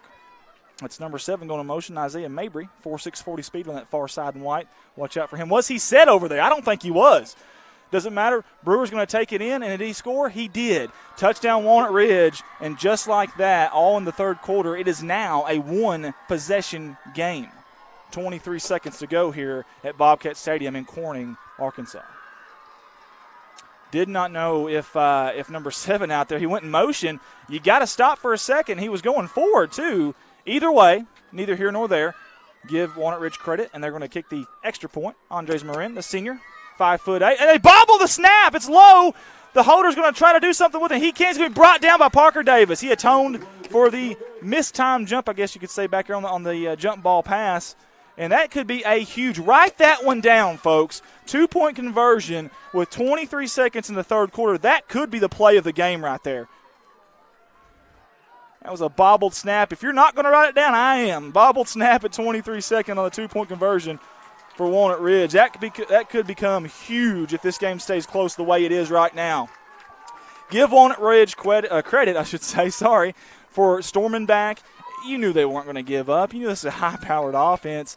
Listen, this is a big game. We talked earlier, AAA is going to allow 5 teams to go to the playoffs from 3A. If that's the case, tonight's a must-win for both of these programs. It really, really is. I hate to say that, but it really is for either one of them to have a shot at this. So, big game tonight. I don't think we have any score updates right now to talk about. In the conference, it is Harrisburg at Osceola. Osceola's a 17-point favorite. They were up Piggott at Hoxie. Have not got a score on that one yet. Hoxie was a 14-point favorite as Walnut Ridge. Looks like they're going to try an onside kick again. Newport was a 35-point favorite at Manila. Low liner. That ball stuck to the ground. I've never seen that either. What an odd onside kick. This is a weird night, man. This is just a weird night of onside kicks. Has anyone ever seen a ball just roll? It's like a bowling ball. Went for the 7-10 split. Good job by the Bobcats of Corning. Either way, they recovered. The bad thing about kicking the onside kick is you essentially just hand over good field position to the other team. I don't know that we've had a kickoff tonight of a regular variety that I have seen yet. This is unreal. 4 of them have been recovered. It's craziness here at Bobcat Stadium. in beautiful crime-free Corning, Arkansas. 23 seconds to go here in the third quarter. Bobcats take over. 4 wide, handoff Gutierrez. He's bouncing around back here, slicing and dicing, finds a hole and hits it hard. Who was that up there blocking? Big 67, Dakota Wilkins. We have called Dakota Wilkins' name a lot tonight. He has been up there pushing guys around, getting to the second level. Listen, talking about linemen, a good lineman blocks his player in the gap. A great lineman moves his player out of the gap, and number 67, Black, has done that all night as we have a timeout here. While we have a timeout, folks, we want to mention the dodgeball tournament in Corning, Arkansas, November 2nd. Okay? Got a little bit of time, not a whole lot. It's getting close. Dodgeball, November 2nd. If you can dodge a wrench, you can dodge a ball. Dodgeball, November 2nd, Corning, Arkansas. It's co-ed, okay? Got to have at least one woman, one guy on your team, okay? Can't go all men, can't go all ladies, okay? Got to have one of each, all right, at least. And there's 2 different grade divisions. There's bracket divisions, grades 9 through 12, okay, for the kids. Going to give them the opportunity to play. Then there's an adults division. We're going to have a team in it. It won't look pretty. We're going to need a wheelchair, a wheelbarrow, some oxygen, a lot of things to get us out of there, I promise you, and some ice packs as the Bobcat fans are going crazy here. Again, that is November 2nd, though, okay, here in Corning. Listen, it's a $50 entry fee. Get with Jackie Eddington, 870-323-1912, 870-323-1912. Dodgeball, Corning, Arkansas. We want to see you there, folks, if you can. If you can, we want to see you there. So, again, this has been an unbelievable game so far.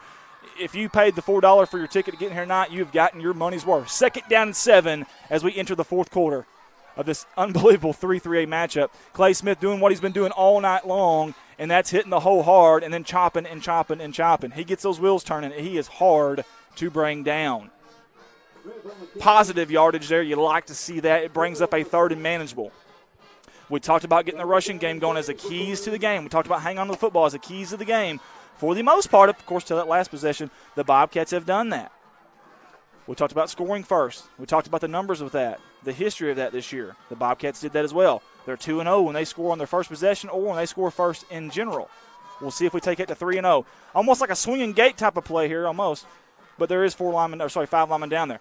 Gutierrez, handoff up the middle. He's diving for extra yardage. He put that ball out there before he went down. That may have been enough. They're going to say, no, it's not. They're going to mark him down at the 40. He needed the 39 for the first down. It's going to bring up a 4th down and 1. Will we see the quarterback sneak again? You got 2 sophomores coming, you got a sophomore, Red Eddington, and Gary Comstock coming in. Clayton Crosby's coming out. And you need one more. I was going to say you need one more. Those numbers aren't adding up. That a senior Dylan Lane is also coming off. They're giving that look like a quarterback sneak. Walnut Ridge is also up there.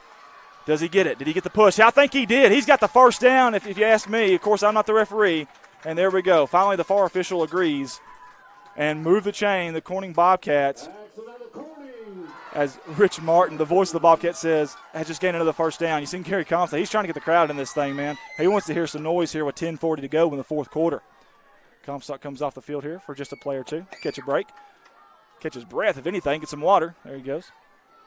Good job by all the volunteers tonight, too, as well. We got a bunch of people in the booth over here beside us that are, handling play clock duties, that are handling spotting duties, that are doing obviously Rich Martin, the voice. I think Jeremy Eddington's over there. Jim Clifton, Kirk Scobie, Ralph Morrow, and Gary Strong with the radio station, More Music 93.5. We appreciate them coming up as well. 10:19, the clock is moving. 5 seconds on the play clock. And who jumped here first? This will be interesting. False start on the Corning Bobcats. They're going to say the men in black did.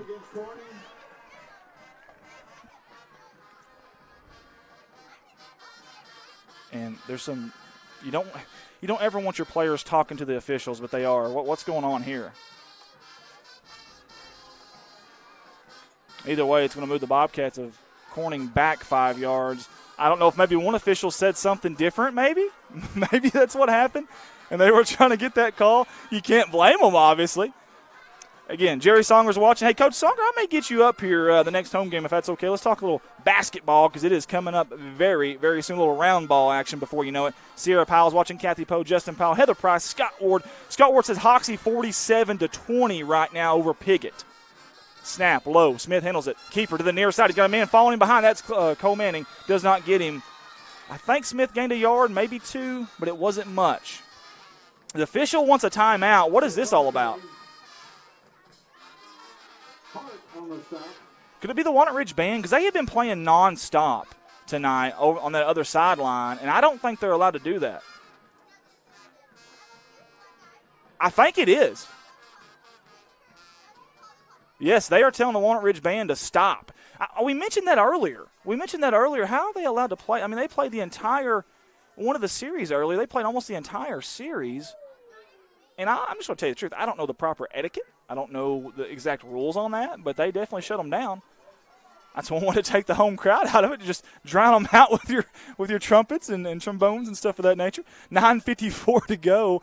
And now we're going to have a timeout. And I tell you what, Coach Treadway isn't happy about something. He's with the white hat there. That's the head official. I don't know what they're talking about, but I would love to be a worm on the ground. And Coach Treadway is extremely mad. You usually don't see that from him. I would love to know. We may talk to Coach Treadway after the game. Guys, this is a very big possession right here. You're only up by a possession now if you're Corning. It's getting down to the waning moments of the game. You are in Walnut Ridge territory. 9:54 to go. You're starting off behind the chains. That was one of our keys to the game. You got to stay ahead of the chains if you can. And right now, they are not ahead of the chains. It's second down and about 13, well, let's say 14. 4 wideouts on this play. And we're waiting for something here from the head official. I don't know what that is. The play clock has not started. It is now going to start on the whistle at 25 seconds. So with the game clock, that's going to be a false start again on the Corning Bobcats. More than likely. I shouldn't say that. I should say more than likely it will be. We'll see. They're going to discuss it at least this time before one of them just makes a call there. At least they offsides on the Walnut Ridge Bobcats. That's why you don't assume anything right there, folks. I just made a fool of myself, and I will wear it because I've got broad shoulders. I can handle it. That'll help out quite a bit, 5 yards, in fact. And now the far sideline, what is going on here? This is really interesting. Is this another ordeal with the band? Surely not.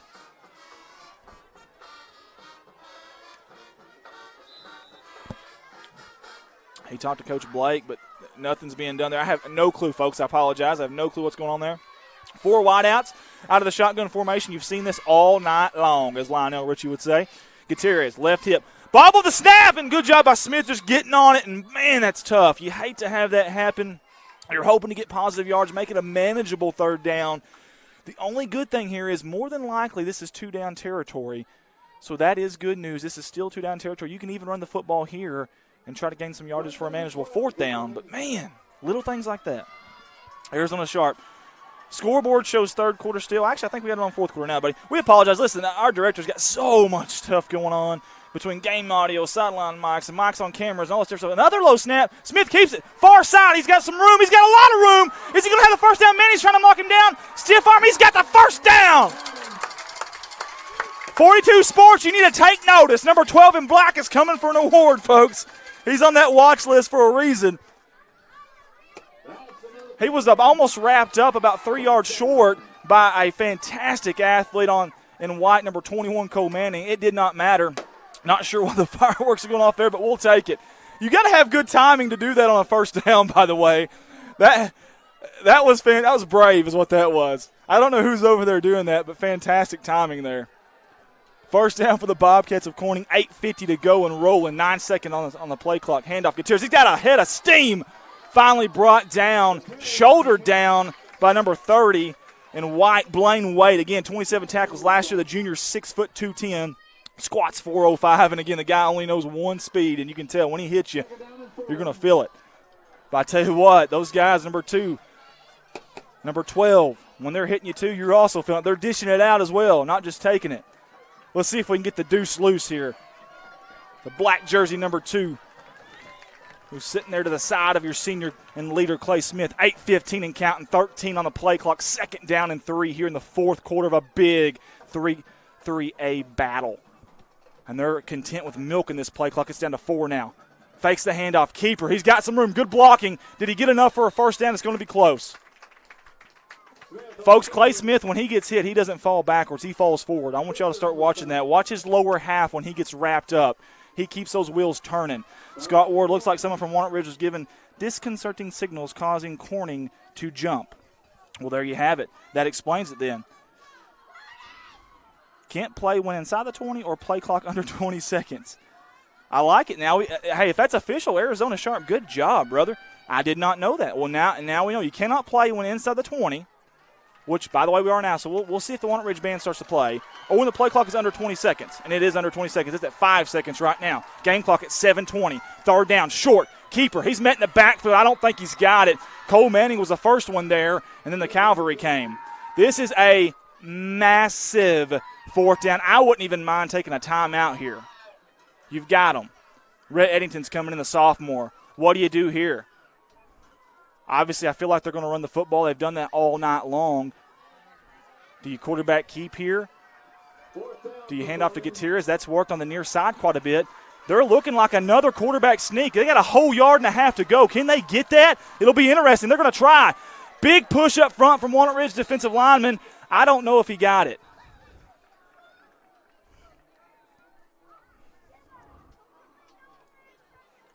Coach Blake thinks Walnut Ridge has got the turnover and downs, and the referee in the white hat says it as well. Man, that was tough. Big play there. Give Walnut Ridge credit, especially that defensive line. Somebody got in there, and they got in there in a hurry. And there's one Walnut Ridge player that's limping off the field. He's got a player helping him. Let's hope that he's okay. I can't tell a number on that. I apologize. And it's quite a ways down there on the other side of the sideline. And he is hurting right now. He is in pain. Again, we hope he is going to be okay, whoever that was. Looked like he was in the bottom of the pile there. 6:39 to go. Play clock 15 seconds. Walnut Ridge has got a long way to go, but they've got a high-profile offense to do it. Low snap. All night we've seen that from both teams. He's going deep. He's got a man. Did he overthrow him? He did. And I tell you what, the Bobcats caught a break there. Wow. This Brewer kid has got a cannon on him. My goodness. And I tell you what, you can exhale a little bit if you're a Corning fan. Wow. Because that ball was up in the air forever. He threw it a long way, and you could tell that Walnut Ridge receiver had some room for sure. Guys, thank y'all for tuning in tonight. We've got a big crowd on live tonight. I cannot thank you guys enough, man. The love, even Walnut Ridge fans, the Corning fans, alumni, parents, whoever it may be. Maybe not even a fan of either one of them, just love football. This is awesome. We love it, and this is what it's about right here. Friday Night Lights, this is a blessing for everybody, and we've got a heck of a battle right now on that gridiron, on that natural grass, which I love here at Corning. Quick pass, outside, far side. He may have got a miss. He's got room. He's got the first down. He's going to be drug out of bounds. I believe that was Clay Smith. I don't have a tackle tally because we're short-handed tonight. We don't have a statistician here. But Clay Smith has got to be getting close to that double-digit mark in tackles. 6:25 to go. You hoped you could have kept him inbounds there, but either way, fourth quarter. What are you made of? Big-time stuff right here, folks. Big-time stuff. Big game, too, with a lot of implications riding on this, or at least could be riding on this football game. Heavy set from Walnut Ridge, but they're looking to pass. Quick pass. He's got a man. Does he make him miss? He does. Oh, he's just tripped up. Good job out there. Who was that? Was that Parker Davis again? I think it was. That sophomore, him and Rhett Eddington, they don't play like sophomores. Neither does Fisher Francis. Neither does Landon Berry as well. Those guys, man, they're in here week in and week out, and they're making big-time tackles, just like that one right there. We talked about the keys to the game.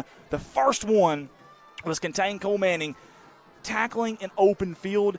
That right there was huge right there. If he doesn't tackle him there, he may still be running. 2nd down and 8 for Walnut Ridge. Another quick pass. They're just going to kill him nickel and dime with this. Bo Young's trying to get him, but he can't quite get him. He's going to be brought out of bounds by, that's Amaker. That's Dakota Amaker. I thought that was Landon Berry. I was going to say another sophomore. Cole Manning, man, when he catches that ball, his first step, he's already gone. I mean, he has a quick first step. Dakota Amaker is probably the fastest kid on the field, number 1 in black, though, and he did a good job. Good angle there by number 1 in black as well. 5:40 to go, folks. It is crunch time here at Bobcat Stadium in God's country. And the Lord has blessed us with a good one tonight, folks. Man, what a game. 3rd down, short for Walnut Ridge. Will they show the heavy set or will they spread them out? They're going to spread out 2 on the far side and 2 to the near side. There's no protection back there for Brewer. He's going to run it behind that big line. Comstock's trying to get there. He can't do it. They're going to push him back inside, but it doesn't matter. Comstock does come up with a tackle, but not before a first down. Parker Davis did a good job of not allowing Brewer to have the edge. He turned him back inside, but it didn't matter. Now the official is wanting the CHS band to stop now. Wow. We've got a battle of the bands. Why are they asking them to stop then? They're not inside the 20, Arizona Sharp, and the play clock is above 20. What's the call there? I don't understand.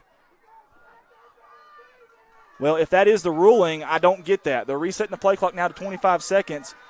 The game clock was stuck there at 5:30. Quick passes are just left and right. Clay Smith yet again. He is not going down. He will not go quietly into the night, number 12 in black. He is doing everything he can to wheel this team in black, to victory tonight. 5:15, that clock is going. 29 seconds on the play clock. Both bands are quiet. Both crowds are quiet. It is antsy right now. A lot of anxiety, a lot of anticipation. Not sure what to think right now. Big time moments here in Corning, Arkansas. Shotgun formation. We've seen it all night. He's looking to pass again. A little bit of pressure, not much. He's going deep. Red Eddington's back there. They're going to call pass interference, and rightfully so. There's no uncatchable passes. There's no uncatchable pass rule in high school football, so it's either pass interference or it's not. Red Eddington, not sure he had to do that there. I think that ball was overthrown. This Brewer kid, by the way, share this video tonight, guys. This Brewer kid's got an arm on him. We got some kids at Corning that have played their hearts out tonight. I want someone to see this video, but not just for our kids. That number 2 over there in white, my goodness, he's got a cannon, and it's a spiral. It's a tight spiral every time. Big break for Walnut Ridge. That was tough. That's a tough one to swallow with 4:47 to go. With the stop of action, the play clock will go back to 25 seconds. First down, so they wait till the chains are moved. I believe the game clock should start on the whistle. And it does not. So we're gonna stay at 4:47. There it goes. Now he gives a signal. Kind of a lazy snap there. Over the middle. It's almost picked off. It was so close. Number 20 gambled and it almost paid off. Good job by Riley Grubb. He batted it down no matter what. Wow. Folks, that would have been huge. This place, you would have heard the lid blow off this press box had he picked that one off. Wow. 4:40 to go, and every play is big now.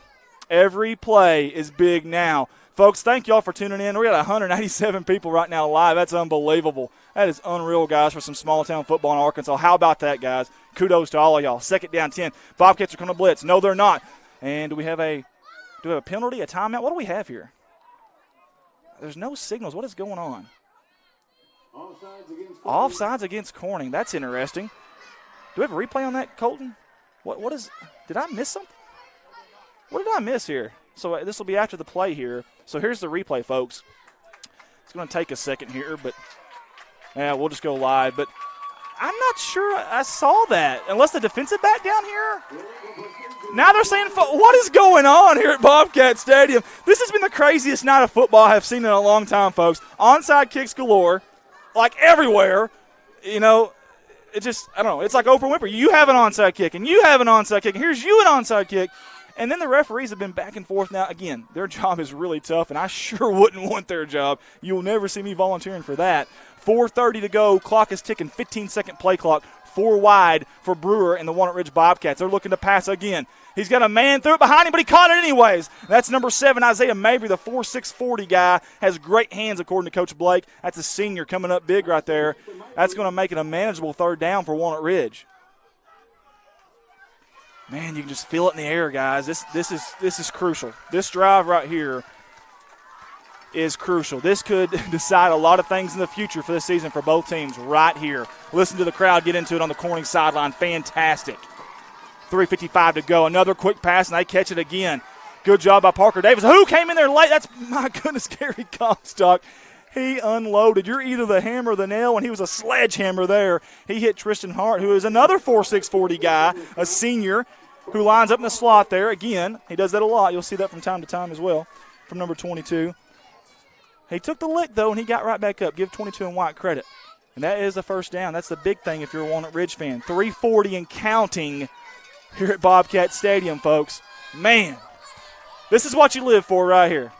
This is what you live for, these kind of games like this. Quick pass again. That's Cole Minnie. You got to tackle this guy in open field. Do they? They do. Well, now they do. Boy, I tell you what, he's so slippery. I don't know how he does it. Listen, he's not the most athletic kid out there. Now, he is pretty fast. He's a 4'6", 40 guy as well. But, man, he just finds a way to evade and elude tacklers. It's unreal.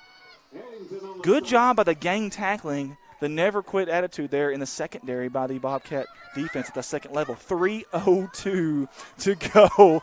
We're under 3 minutes, folks, and we've got a one-possession game with Walnut Ridge driving. 2nd and 5, low snap. Brewer handles it near side. He's running. He's got room. He cuts it up, and he's going to be hit immediately by Dylan Richmond. And when he hit Dylan Richmond, it was like hitting a brick wall, folks. He didn't go anywhere. Richmond on the stop. I have heard some Dylan Richmond hits in practice, and I tell you what, if he can put those out here on the field, my, oh my, look out.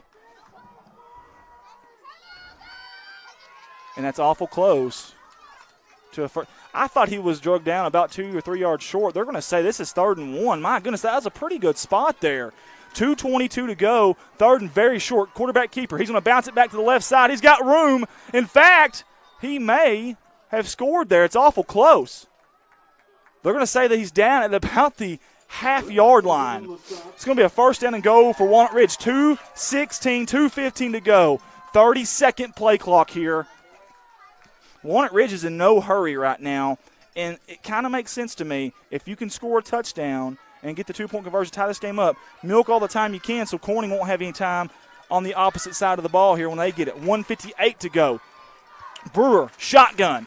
He gets a snap. Running up the middle to the right side, he scores. Tack on 6 for the Walnut Ridge Bobcats as the Walnut Ridge faithful over there are up on their feet, and they're hollering and hooping, as they should be. The flag, the cheerleaders, they're all going at it right now. What a football game, folks. 1:52 to go. Big-time 2-point conversion right here. This could decide this football game. 1:52 to go. Crowd is on their feet. Bobcat crowd, Walnut Ridge crowd. Bobcats galore. Bobcats galore. 202 people watching. Folks, enjoy this. And what are we going to have, a timeout here? Maybe I'm thinking. He didn't know which way to give it to. Who wanted the timeout? Okay, the Bobcats of Corning wanted it. My goodness, guys. I tell you what, this has been unbelievable, exhilarating, thrilling. Got to give Walnut Ridge some credit, too, by the way. Listen, guys, they were down big at half. Corning comes out and scores again. These guys just keep fighting. But that's Walnut Ridge. This team is good now. There's a reason they were a 20-point favorite tonight, and they're showing it. Now, again, if this works out for Corning Bobcats, remember 23 seconds in the 3rd quarter, there's a 2-point conversion, bobbled snap down on the other end on that left side of your screen. If you remember that, that could play huge here because had they got that, this could be for the win possibly. Huge play. Let's get you back out there. 1:52 to go. Wow. I don't know what else to say. Wow. Let's see if that black and gold defense can somehow get a stop here when they need it the most. I'm standing up. Everybody in our booth standing up. Everybody in the bleachers on both sides are standing up. Cheerleaders have stopped. They want to watch. Tense moment. And is it going to be offsides on Corning? I think it is. They hard counted there. That's tough. Listen, hey, you go from the 3-yard line to about the 1.5. That is a big difference down there. After a timeout, you would have hoped that they would have talked about that, though. You would have hoped they said, hey, whatever you do, don't get drawn off sides here. Give Coach Blake credit over there at Walnut Ridge for that. Here we go. It's so quiet you could literally hear a pin drop out here. This is crazy. 1:52 to go. Got 221 people watching now. Thank you so much. Man in motion. That's number 7, Isaiah Mabry. Not motion. I think he was in the wrong spot. Handoff, Brewer. Snap. Does he get it? There's no call. There is no call. I don't think he got it. They finally give it to him late. Unbelievable. That was the longest wait. Neither official really had an answer. And finally one said, okay, well, I'll give you an answer. Give Walnut Ridge credit, though, there. Hey, that offsides was huge there. Had it not been for the offsides, they probably would not have got that play. Do we have an instant replay on that, Colton, by chance? I don't know if we do. I don't know if we can catch it. I don't know how far back our cameras go there. I think it's a 10-second loop, so we just missed it. I do apologize, but, man, that's close. The good news, if you're Corning, listen, there's still some football to play. 1:52 to go here. And I don't think they should get a timeout over there, Walnut Ridge shouldn't. They had all their players huddled up there with the coach. You got to get over and kick off that football, boys. Again, 1:52 to go here in Bobcat Stadium. Now, I cannot imagine them being, what's the word? I don't know. Daring enough to kick an onside kick here. This might be the first time tonight we actually see a kickoff. I cannot imagine them giving the Bobcats good field position here with only a minute 52. I just can't imagine that. By the way, keep in mind, folks, Colin Wilson this week, Bobcat kicker for Corning, made a 46-yard field goal in practice. Essentially, you get the ball down to the 29, 30-yard line, you're in range on the other end. Bobcats will be receiving from right, going to left on your screen. And they're thinking onside kick. I tell you, that's awful gutsy by Coach Blake if they do that. I can tell you that right now. He's got more guts than I do. Watch this other side, too. There's another guy sitting over. I don't know that he's a kicker by any means. I think it's Isaiah Mabry. And they're going to kick it off. I think that's the wise decision. Bo Young meets it on the hop. He's got a little bit of room. He finds a hole. He's going up, and actually not bad field position here for the Corning Bobcats. 1:47 to go. Not a lot of time came off the clock there. It does not start until the ball was touched by Bo Young. And we're hoping to be able to say touchdown, boo baby tonight at some point. That's Bo Young. We had a fan come up here and tell us if there's a touchdown, we want to hear it on Bo Young, touchdown, boo baby. So maybe we'll get to hear that tonight. And if we do, I promise you, I will blow up. It'll be so loud you'll probably have to turn your volume down. I can guarantee you that. 1:47 to go, and you have got the ball at the 43-yard line, your own 43-yard line. You've got to go 57 yards. Do we already have a timeout? We do by Walnut Ridge. Coach Blake must not have liked what he saw there. Again, guys, 5 teams are going to go to the playoffs this year according to the AAA website out of 3-3A. If that's the case, we don't assume anything, but it was the AAA website. If that's the case, this game is huge, big, very, very, very big. Give Walnut Ridge credit. They've obviously battled back tonight. Big key here for the Bobcats. Stay ahead of the chains right here. They've ran the ball very effectively tonight. We'll see if they choose to stay with that with a minute and 47 seconds left in this ball game. It'll be really interesting. The good news is Coach Blake and them actually just give them a timeout here to really sit down, settle down, and talk about it. And you can almost say, hey, here's what we want to do. If we get a lot of yards here or there, let's keep pushing, blah, blah, blah. If not, hey, we're at home. We're going to take this thing into overtime. We'll just see what we can do. Conference games do go to overtime. Non-conference don't, is my understanding. Again, 57 yards to go, a minute 47. Guys, this is awesome. This is awesome. Again, thank you guys for tuning in. 4 wide, you've seen the look all night. Shotgun, handoff, Gutierrez. He's going to bounce it out. He's got room to the near side. He's got a lot of room to the near side. Get out of bounds, son. There you go. Good job. Stop that clock. A minute 40 to go. Guys, again, I want to say it one more time. Colin Wilson kicked a 46-yard field goal in practice this week. You get the ball to the 29, possibly 30-yard line, that you're in range. I'm not saying that we want to have it come down to a field goal, but keep that in mind. We've mentioned it all night long. I can't imagine seeing any kind of different look. There goes the fireworks again. They're awful brave. Shotgun formation. Gutierrez to his hip. Handoff up the middle. He's going to be met by big old number 56, I believe it is, Jonathan Alba. That kid is the strongest one in white. 300 bench press, 485 squat. He goes into left tackle and right tackle. He can play just about anywhere. And he's always smiling, Coach Blake says. He's got 47 tackles. That was last year, I apologize. And he got him a big one right there. 2nd down and 9 for Corning. 1:17 to go. Everybody is standing up right now. Shotgun formation again. Smith. Oh, low snap. Is he going to pick it up? You got to get on it. He does it. And the Walnut Ridge Bobcats recover. Number 14. That's going to be Jace Turner. Oh, that was so tough right there. Clay Smith wanted to pick it up and do something with it. And, oh, if you could have that one back. Oh, that was tough. Low snap there obviously started that. And, of course, it was like a ground ball essentially, but it was a dying ground ball. It's almost like the grass was wet out there. It's not, but that is a huge momentum shifter there with 1:07 to go with a high-powered offense like Walnut Ridge and the way they've done this second half. Whew, this could get dangerous in a hurry. Quick pass. Again, they're giving him all kinds of room. He catches it, and he's almost got a first down. He does have a first down. Finally going to be brought down. Gary Comstock, Clay Smith out there on the far side. There's another Bobcat in black and gold. Could not see who that was from this distance. I think it's Parker Davis. Good job bringing him down in open field. They're giving these receivers a lot of room. They're scared, I guess, because of the deep pass from Brewer, which, I mean, rightfully so. He has burned them a few times tonight. 54 seconds, folks. If you're Walnut Ridge, you got to hurry up there. You got to get up there. It's under 50 seconds to go, guys. Big-time stuff here. 1st down and 10. They're still taking their time. Lazy snap. He's got pressure. He comes up. He avoids it. He's running. He's got room. Riley Grubb's going to try to take him down. He does. A man from behind as well for the Corning Bobcats. That's Gary Comstock, but not before a first down. I believe Walnut Ridge has a timeout. They better use it if they do. 37 seconds to go. You've got to be using your timeout here if you're Walnut Ridge, and I think they did. They did. 37 seconds to go, folks, here at Bobcat Stadium, and Walnut Ridge is driving down the field here. Wow. Big turnover here on the opposite side. Low snap, and it never got to Clay Smith. I think Clay thought that thing was coming a little hotter and heavier than it did and was trying to pick it up and make something. Hey, that's your senior. He's trying to be a playmaker.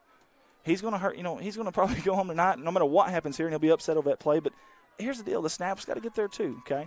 It takes two people there, so keep that in mind, okay?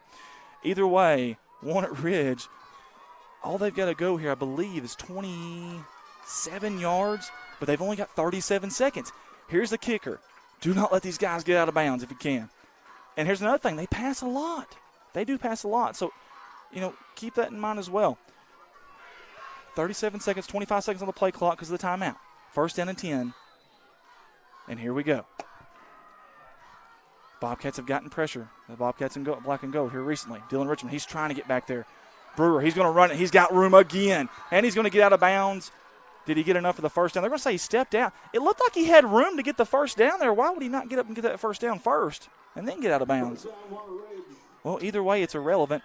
It's going to bring up second down and about 3 yards to go with 30.1 seconds here. And you almost got to put a spy on number 2 at this point. You're pinning your ears back. You're trying to get that big sack that would just about take this game to overtime. But when you do that, though, when you blow by him and don't get him, that's what happens right there. Let's see what the Bobcats in black and gold decide to do here. They're bringing pressure again. Quick pass. He's going to be brought down by Parker Davis. That's a big tackle. 24 seconds ago. I think Walnut Ridge has one more timeout. I believe. I don't know that for a fact. Again, our statistician is not here. They do, evidently, because they just called it. Big-time play by the sophomore. 20.4 seconds to go in this ball game. We are deadlocked at 28. Folks, if you're at home, on the road, wherever it's at, I hope you're having as much fun as we are. My goodness. This has been a ball game from the very beginning. It's been a blast, especially Corning fans early on. Walnut Ridge, resolved. They fought back, and now they have put themselves in a position to possibly steal this game on the road from Corning. Either way, heck of an effort from both sides tonight. You hate that someone has to lose a game like this. You really do. Unbelievable effort from both Bobcats on both sides. As this timeout, it looks like Trevor Poe and Gunnar Cook are talking something over there with Gutierrez. Gutierrez is actually off the field right now, and he is a pretty good defensive linebacker at times, so very interesting call there. And the Bobcat of Corning, the players on the sideline want the crowd into it. Third down, 5 yards. They're looking to pass. They're going to go deep. And Clay Smith's out there. It's incomplete. There's a flag, though, on the far sideline. Good job by Clay Smith. He held on to his receiver long enough there to maybe get a hand on it. Maybe he didn't. Either way, it was an incomplete pass. Holding against Walnut Ridge. That is big right there. And I think you take it. And here's why. Now, I know if you don't take it, it's fourth down, and I get that. But 10 yards right now is crucial. I think I would take it if I'm Coach Treadway and staff. And they're talking about it down there. This will be really interesting. Do you accept it or decline it? They're trying to make their decision right now. They still have not made their decision. They're looking at each other. I think they're going to take it. In my opinion, I would. I know you get 2 downs instead of 1 down, but you go from a 4th down and 5 or 6, 10 yards closer to a 3rd down and whatever it's going to be, 16, whatever it may be. And they are going to take the penalty. I like that call. Even if it comes back to haunt them, hindsight's 20/20. I like the call there by Coach Treadway and staff. They weren't 100% sure. They weren't 100% sure there. But listen, that's a tough call to make in the moment. It's easy to say that when we're up here or you're at home on your couch or whatever it may be. 14 seconds to go, and we've got another whistle. What do we have here, another timeout? I don't think Walnut Ridge has one. Oh, that's Corning. Okay, never mind. Corning is going to take a timeout, and we're going to take a break here for just a second. I got to catch my breath. My goodness, what a football game, folks. Unbelievable football game tonight here in God's country, baby. God's country, Flatlands. It's a little slice of heaven here at Corning, Arkansas. We're at Bobcat Stadium in beautiful, crime-free Corning, Arkansas, by the way. What a game, guys. What a game. But It's not over yet. And matter of fact, we got 14 seconds. After that, it may not be over then. We may have some overtime. So we'll see. Thank you, everybody. Thank you to everybody for tuning in tonight. We got a fantastic crowd. We got 249 people live right now. That is unreal, guys. This is 3A football. 3A football, guys. You know, Pulaski Academy, those guys, they're not getting those viewers. North Little Rock, they're not getting those viewers. Fort Smith, Northside, they're not getting those viewers. Springdale Harbor, they're not getting those viewers. You guys rock, man. Fantastic job by all the fans from Northeast Arkansas tonight. Thank you guys for tuning in. Here we go, guys. 14.6 seconds to go. Walnut Ridge football at the Bobcats of Corning. We're going to say 30, 37 and a half maybe. Third down and long, though. Brewer, you know he's going to be looking to pass. Dylan Richmond, he's almost there. Can he get him? They're looking for a screen pass. Now he's going to go deep. Looking for Cole Manning. He's got him. He caught it. And he almost scored. I think he's out of bounds before he scored, though. There's 4 seconds on the clock. Where are they going to mark him down at? Unbelievable. Where are they going to mark him down at, folks? Was he in bounds? Was he out of bounds? I think they're going to call him out of bounds if his knee was down before he went out of bounds. Well, the clock has got to start now, and it's not. So obviously they're saying he was out of bounds. Walnut Ridge, I do not believe, has a timeout. 4.8 seconds to go, and it's about to start as soon as that white hat makes it official. Now what do we have? Timeout Corning. Oh, man. Well, you sure can't take your timeouts with you. I will say that. I don't know if I would have done that or not. But, hey, listen, I'm not the coach. It's easy for me to second-guess things there. Wow. I tell you what, when Walnut Ridge needed to make a play, though, the most, Brewer and Manning came through for them. You got to give them credit for that. And Brewer did a heck of a job evading Dylan Richmond there. I mean, Dylan crashed hard. Almost had him. Brewer thought about running for a second, looks up. Manning's trying to improvise, make stuff happen. He did. You still going to make the pass. You're still going to make the catches. Over-shoulder catch at that, a Willie May style, say hey kid type of stuff. Unbelievable play right there by your playmakers at Walnut Ridge. And now the Bobcat defense has got to come up with a stop. There's only time for one more play, folks. There is only time. I can't imagine them getting 2 plays off here. They don't have any timeouts. There's no way unless there's a penalty. Unless there's a penalty. And that may be something they're going to do here. They may hard count them right here. That ball is at about the 1-yard line. It is. It's right on the 1-yard line. Folks, this could be it. It may be all coming down to this. 4 seconds. 1 play for the game. Brewer keeping it. Far side. He's running. He's got room. Does he have enough room? He does. Walnut Ridge is going to win this game at the buzzer on a touchdown run by Andrew Brewer on the far side. And they are going nuts, and they should be. That's your senior and your leader. And he scored. What a night. Walnut Ridge wins it in heartbreaking fashion for the Corning Bobcats. Walnut Ridge 34, Corning 28. Folks, we'll be back to recap everything. But before that, we're going to go to our sponsors. We're going to give them an opportunity to be heard and also to be seen. Again, you've been enjoying Corning High Bobcat football live via the Corning Sports Report. We'll be right back after these words from our sponsors.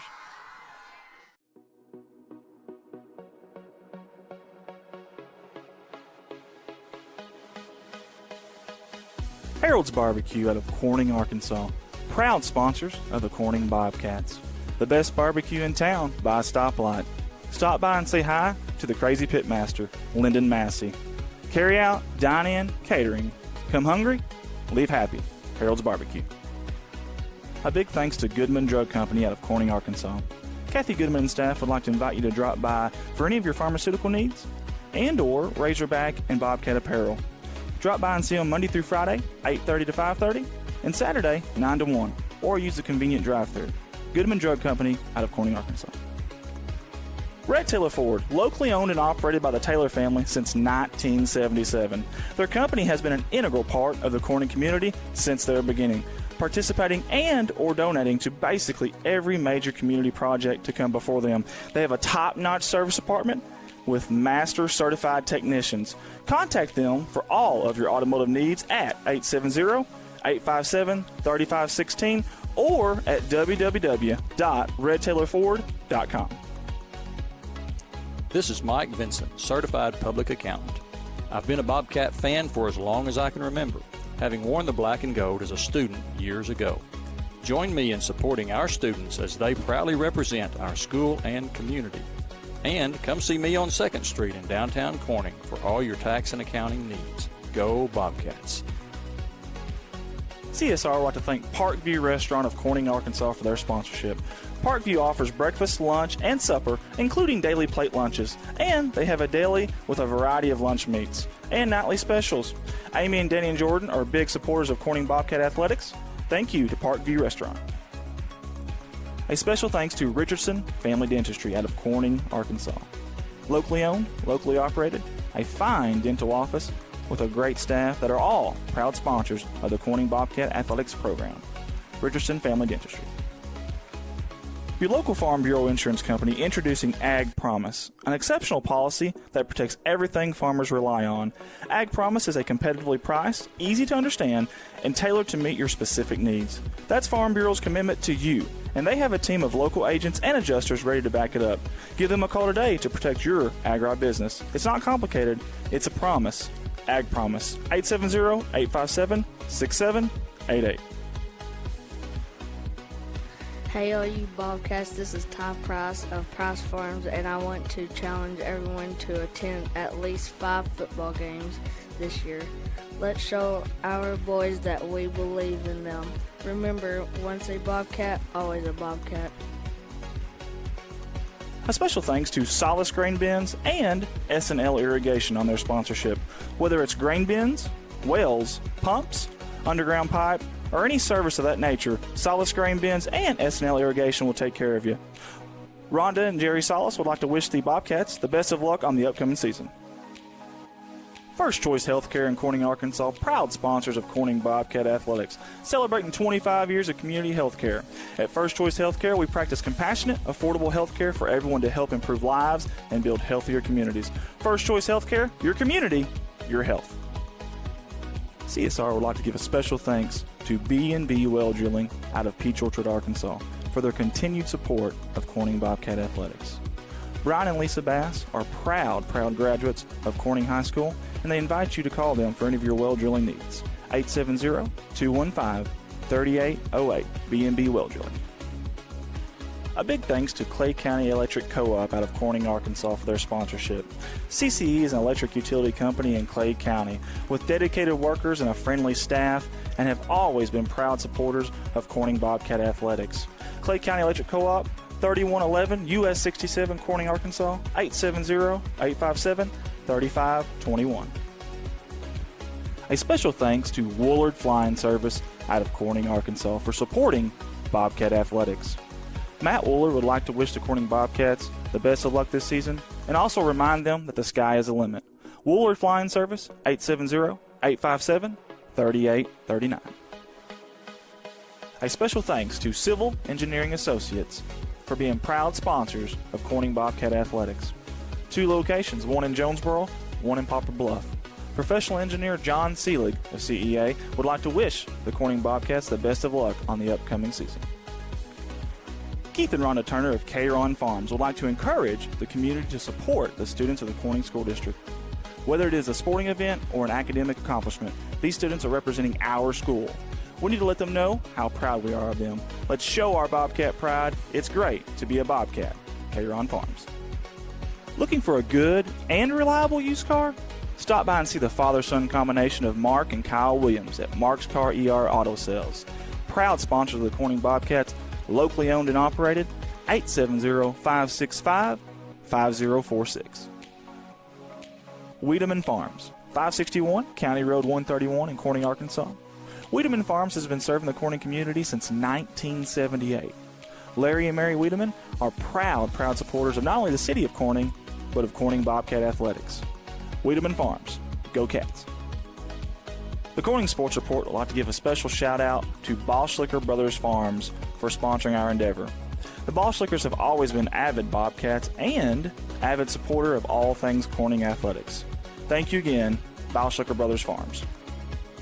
First National Bank takes the banking experience and customizes it to fit you.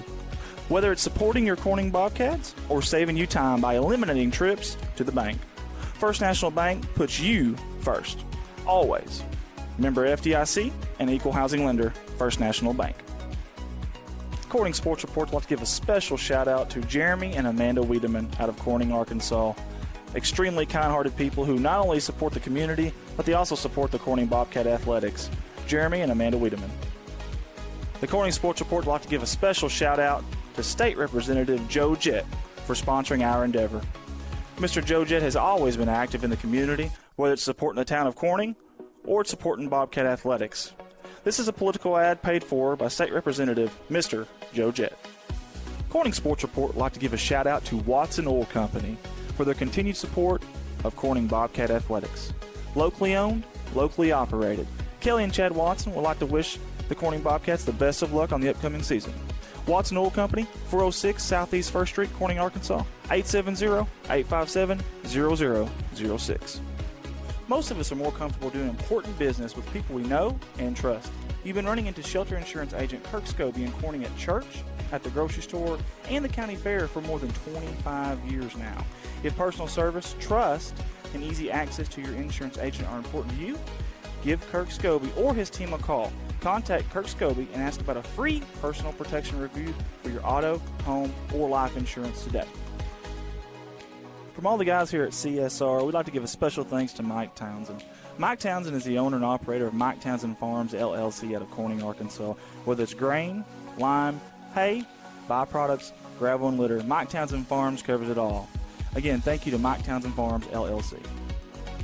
Corning Sports Report would like to give a shout-out to Rockwell Farms out of Peach Orchard, Arkansas. Logan and Karen Rockwell have been avid supporters of not only the city of Corning, but of Corning Bobcat Athletics. Logan and Karen would like to wish the Corning Bobcats the best of luck on the upcoming season. Rockwell Farms. CSR would like to give a special shout-out to Heritage Ag out of Hoxie, Arkansas. Serving Arkansas farmers since 1966, leading the farm equipment industry into the 21st century. Call Brody Morrow, salesman, at 870-886-6663 or 870-809-1822, Heritage Agriculture of Arkansas. Hunting for a deal? Look no further than Legacy Equipment. Get a 1023E with loader as low as $133 a month. Need something bigger? Take home a 3025E with loader as low as $201 a month. Plus, take advantage of 0% for 84 months on all new John Deere Company utility tractors. Stop by any of Legacy Equipment's 7 convenient locations in Paragould, Corning, Piggott, Kennett, Hayti, Portageville, or New Madrid to take advantage of limited time savings. Some restrictions may apply. See dealer for detail. Offer ends November 1st, 2019. When you need to find a part at a price that's right, that red and blue sign is just within sight. Roll in to Carquest and roll on. Midwest Auto Parts, longtime proud supporters of the Corning Bobcats. Locally owned by the George family and serving your community since 1946. Midwest Auto Parts. Roll in to Carquest and roll on.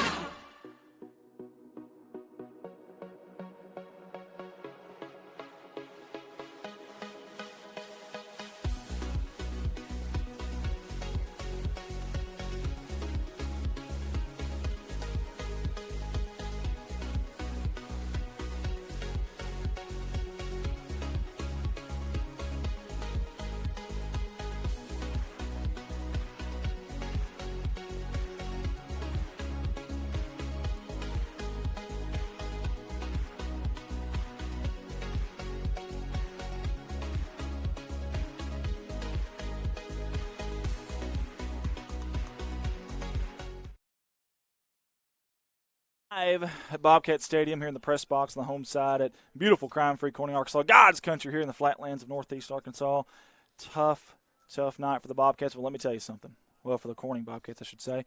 If you're a Walnut Ridge Bobcats right now, it's a joy, elation, and every adjective you could think of that's good. But I'm going to tell you something. These boys fought tonight, these boys in black and gold, and 20-point underdogs coming to this game. Did anybody truly, if you had to put money on it tonight before the game started, put your mortgage on it, whatever it may be, did you truly think it was going to be that close? I mean, hey, these guys came out and they hit them right in the mouth. It didn't take any time. They were ready to play from the moment that whistle blew, and I'm so darn proud of them. A few little bounces, man, here or there, and who knows? And guys, if y'all have watched this team the last few years, I know there shouldn't be any more victories, and Coach Treadway don't believe in those. But, guys, that right there is big-time stuff. In my opinion, I'm biased. Sure, I'm biased. But in my opinion, we've taken another step in those notches, that ladder, whatever it is, in chopping that tree down. We've got a big chunk out of it again tonight, okay? That's unbelievable. I told you earlier, a great leader, a great coach, he doesn't get people to believe in himself. He gets them to believe in their self. And Coach Treadway has done that here at Corning. I promise you. I guarantee you. I heard some talking on the way up. I ain't going to repeat exactly what was said. But I promise those people are talking. There in the fourth quarter were sweating bullets. Nobody expected that, guys. So I'm so proud of these guys. I really am. And if they are watching tonight, I want to tell you straight to you, I love you guys. We're behind you. We're going to be there next Friday. We're going to be screaming and hooping and hollering. You guys give me one of the best nights I've had in a long time, I can tell you that. I thoroughly enjoyed tonight. This was a blast. One heck of a – this is the way it's supposed to be right here, man. And you guys helped give us that tonight. We appreciate it. Watching down here on the field as they left, just watching these kids, man, and none of them wanted to leave the field. And they were just – whether it's disbelief, whether it's heartbreak, whatever it may be, you had Amaker out there. You had Gutierrez out there. You had Clay Smith, Riley Grubb, those guys. Colin Wilson was out there. They didn't even want to go in the – they wanted to play some more football, man. They weren't ready to give it up. And I love that. Again, something like the bad snap there, that'll haunt those two boys, quarterback and center, for a long time. But listen, one play doesn't change a football game, guys. Okay? A lot of times you'll have 7 drives that you average per game. How many plays did you get tonight per those drives? I mean, one play does not change the football game, okay? So keep that in mind. There's a lot of things that could have happened different. Hey, listen, but you can't play that game. You can't play those what-if games. You can't look in that rearview mirror, man. You got a juggernaut of a football team next Friday. If you aren't careful, that game will be over pretty quick. So you got to show up, and I know they will because they've done it. That's all they do, man. They don't ever quit. They don't ever give up. I love it. Tonight we don't have many score updates, and I apologize around 3-3A. My understanding was the last time we heard on Osceola Harrisburg, it was Osceola 49, Harrisburg 7. I believe Newport was all over Manila. Again, that's a team we play Friday night, Newport. Very talented. We'll get into them pregame Friday. I mean, there's a lot to talk about with those guys. And I believe Hoxie had Piggott by a good, 4 possessions, something like that. So that Piggott Corning game's right around the corner. Keep that in mind, too. But we got business to handle first. We got 2 games coming up. Thank you to everybody that tuned in tonight. Guys, that was unreal. I mean, you guys are putting up numbers, you fans and alum and parents, grandparents, whoever it may be, town folk. Man, you guys are putting up crazy numbers viewership-wise for us, and it's just blowing us away, and it's been a blast. And you guys make it a blast. These social media stuff right here. Look at all these people. David Sims, what a game. Cindy Spence, great game. Nikki Miller watching. Oh, you got, man, George Zaya says congratulations to Walnut Ridge. Man, 270, George says on Facebook. We had 270 people live at one time. We had a game at Manila, had 7,200 viewers or something like that, 73. That's crazy, guys. You guys rock. Thank y'all. It's that support that these kids are going to need this week, though. What you've done for us tonight and these kids tonight, they're going to need it this week. Monday, Tuesday. You see them at a grocery store. You see them after school when you're picking your kid up. Whatever it may be, they're going to need you this week, okay? You be there for them, all right? They're going to need you to pick them up because that was heartbreaking right there. That was heartbreaking. You had the game in control, and then things changed late, and it's like a tidal wave, and there's nothing you can do, and that was tough. And you got so close, and a lot of these kids won't even sleep tonight. So be there for them this week if you can, okay? And then next Friday, get your tails to Newport. I know it's a long drive. I do. We're going to be there, I promise you. It takes us 2 hours to set up all this stuff. We're going to be there real early. Get out there, support these guys, and when you do, wear some pink, okay? We got a pink out planned. Us and Newport, little correlation. Both teams, it is October. It is Breast Cancer Awareness Month, so we want to be there in full pink if we can. I don't even own a pink shirt, I don't think. Do you guys own a pink shirt? I don't know. We're going to be buying one this week. We'll buy all of us one if we have to, but we're going to do that. There's so many people. I want to mention tonight, Rocky Flores, young man, you did something that I've never personally seen before, brother. I haven't. He hasn't. Have you ever seen 3 onside kicks in a game? That's unbelievable. Unbelievable. And, of course, it's one thing to kick it, but you got to have someone there to get it, too. All these guys that recovered, awesome job. Clay Smith was all over the football field tonight. Jake Gutierrez, a deuce, did get loose tonight. He really did. That offensive line, my God, guys, you were awesome tonight. D-line was so close so many times to getting a big sack there at the end. I mean, they pinned their ears back and brought the kitchen sink. what I love about that was late in the game, and you were giving it everything you had. I loved it. Love all you guys. So many people to talk about. We could be here all night long. I won't do this to these guys. We got a long night ahead of us tearing stuff down. But, guys, tune in next week Friday as these Bobcats, these very Bobcats, travel to Newport, Arkansas. Before that, though, we've got a little 7th grade. I'll repeat that. 7th grade football action and junior high Thursday night. I can't get here in time for the 7th grade game, so you guys that are 7th grade parents, you guys that are 7th graders, y'all need to thank this man to my right, Colton Ladyman, because he's going to come up here and get up here early enough for us to stream a game. We may only have one camera, may not even have any audio. I don't know. We may have to find someone that come up here and do audio for us. If y'all know anybody, can you? Might be able to. His work schedule, we don't know. But we're going to try to. I know we didn't promise that, but we're going to try to get you guys a game in this year. So we'll come here Thursday night. Is it 5:30, right? 5:30 for kickoff. That's about what time, because Colton, he works in Pocahontas. It's a long drive. We're going to try to get that game live for you, okay? We're going to do our darndest to get that game. I want you guys seen to if we can. Again, I know it wasn't on our sponsor package, but neither was the junior high, and we've been trying to cover them. So we're going to try to do both of them Thursday night. That is Newport. The Greyhounds coming up, or Grey Pups. I don't even know what they call them. We used to be called the Bob Kittens, and now we're just Junior Bobcats. But either way, guys, thank y'all, everybody, for tuning in. Share this live stream, because I want these kids to be seen. They put on a performance tonight. They put on a show tonight for everybody.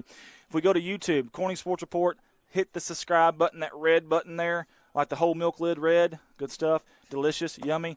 Hey, hit that button. We get 1,000 of those subscribers before basketball season. I'm going to ride a bull. It's crazy. It's dumb. It's just silly. Makes no sense. It's a plan so crazy and so diabolical that it might just work. So check it out. Corning Sports Report, YouTube. Also our Facebook page. We appreciate you guys. Share that for us if you can. Again, heck of an effort on both sides tonight. Great game. They put on a show, and I'm so glad that you guys chose us to tune in and watch that show with us. So hopefully we did a good job of bringing that to you. For everyone here at CSR, all the helpers tonight, I appreciate them. Guys, good night, and as always, go Cats.